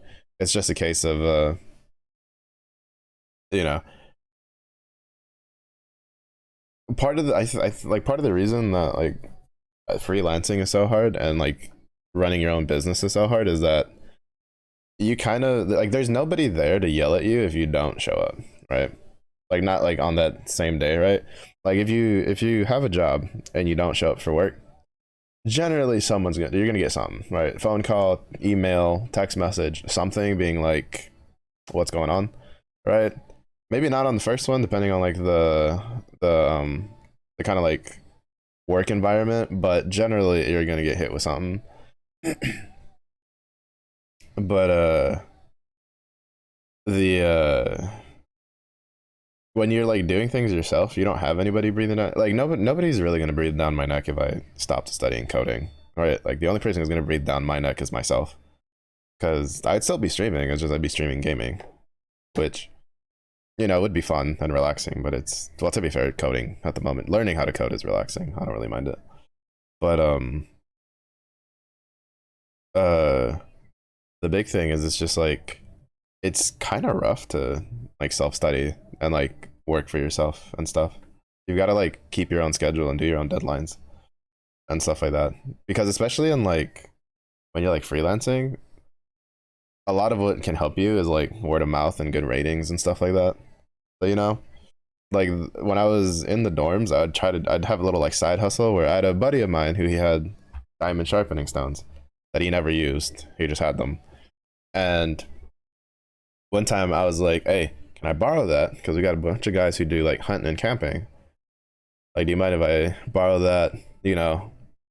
Use it to sharpen their knives and charge them for it. And then we can split it, right? I was going to go 50-50 because diamond stones aren't cheap. They last a long time, but they're not cheap, right? So I was like I was going 50-50 to cover in case something happened to the stones, which wouldn't have covered the cost of the stones at all. And, the guy was a friend, so he was just like, oh, don't worry about it. Just, do your thing. Because he knew I was struggling. But yeah, like, I started with I would do it for some of the guys in the dorm, and then I was doing it for some guys in like from other dorms that word of mouth and stuff like that. It never got like super lucrative because I wouldn't do it very often. I'd do it like maybe once a month or something like that, if that. But I probably could have like actually turned over a decent amount. But experiences like that like remind me that you kind of got to have your work ethic. And to me, like sharpening like knives for like camping, cooking, stuff like that, like it's kind of therapeutic, especially if you have like an actual like whetstone to work off of. Because we don't have like an actual whetstone here. We have like this one of those little fast kitchen sharpening knife things. I don't know. I just call it the sharpening piece of shit. Because the design could be a little bit better, but it just has like a really coarse, like two coarse stones that are kind of like a wedge, and then it's got these like two wheels that have like honestly probably just like premium sandpaper. It's not, but that's what I call them. That you pass it through, and usually like once a month or something, I tend to sharpen the knives because always remember, a dull knife is a dangerous knife. That's how accidents happen. So you hurt yourself, especially if you're going to be dealing with like stuff that's hard to cut. But just in general, because the point is that even if you cut yourself, right, while cutting with a knife, if it's a sharp edge, it'll heal better. If it's got like a dull edge or it's like chipped or whatever, like the injury is rough to like bounce back from. Honestly, it's pretty bad. But it's I don't know. To me, it's like therapeutic. I don't know. For me, working with my hands is kind of therapeutic, unless it's something I detest doing. But that's why I like for now. It's like coding's like pretty chill. But yeah, I want to see if I can get something going. Treat it like a little side hustle / portfolio building. I need to get into like GitHub stuff, or at least like set up a Git so I can like have a spot to like track all of my stuff and stuff like that. Probably like maybe bounce into some projects here and there. I don't know. I don't really know where I want to go with the coding thing. To be honest, it's kind of it's taking a bit of trying to figure out of like where to go with it, because it's kind of one of those things where it's not very clear cut. You can kind of just do just about anything you want with it, really. So it's like It's just like it's kind of it's both really good and really bad because it's kind of you kind of have to decide what you want to do with it, deal rather than it tells you what to do with it, right? Like like for instance, when I was studying mechanical engineering, there wasn't really a whole lot of options for if I like finished, right? It was either you were someone who sits in an office and you make blueprints, right? It's kind of like the grand scheme of it, or you were one of the guys that you would go on site and with a blueprint and check stuff out. I was leaning more towards the second one, but the second one doesn't really need like a. I mean, a degree is useful, but it's also wants like a lot of like actual like hands-on experience. But it was just like it was a bit more clear cut what you could and couldn't do with it. While with coding, it's like, what do you want to do? I don't know. What is there to do? And they just it's the case of like with Matrix, right?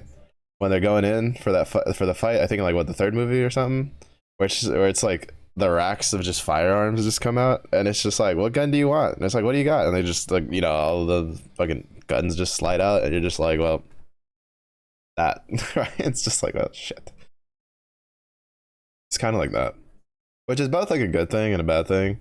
It's a good thing because it means you have a lot of flexibility, and you can probably like if you can get into coding, you can probably find something you enjoy doing and make a profession with it. It's bad because well,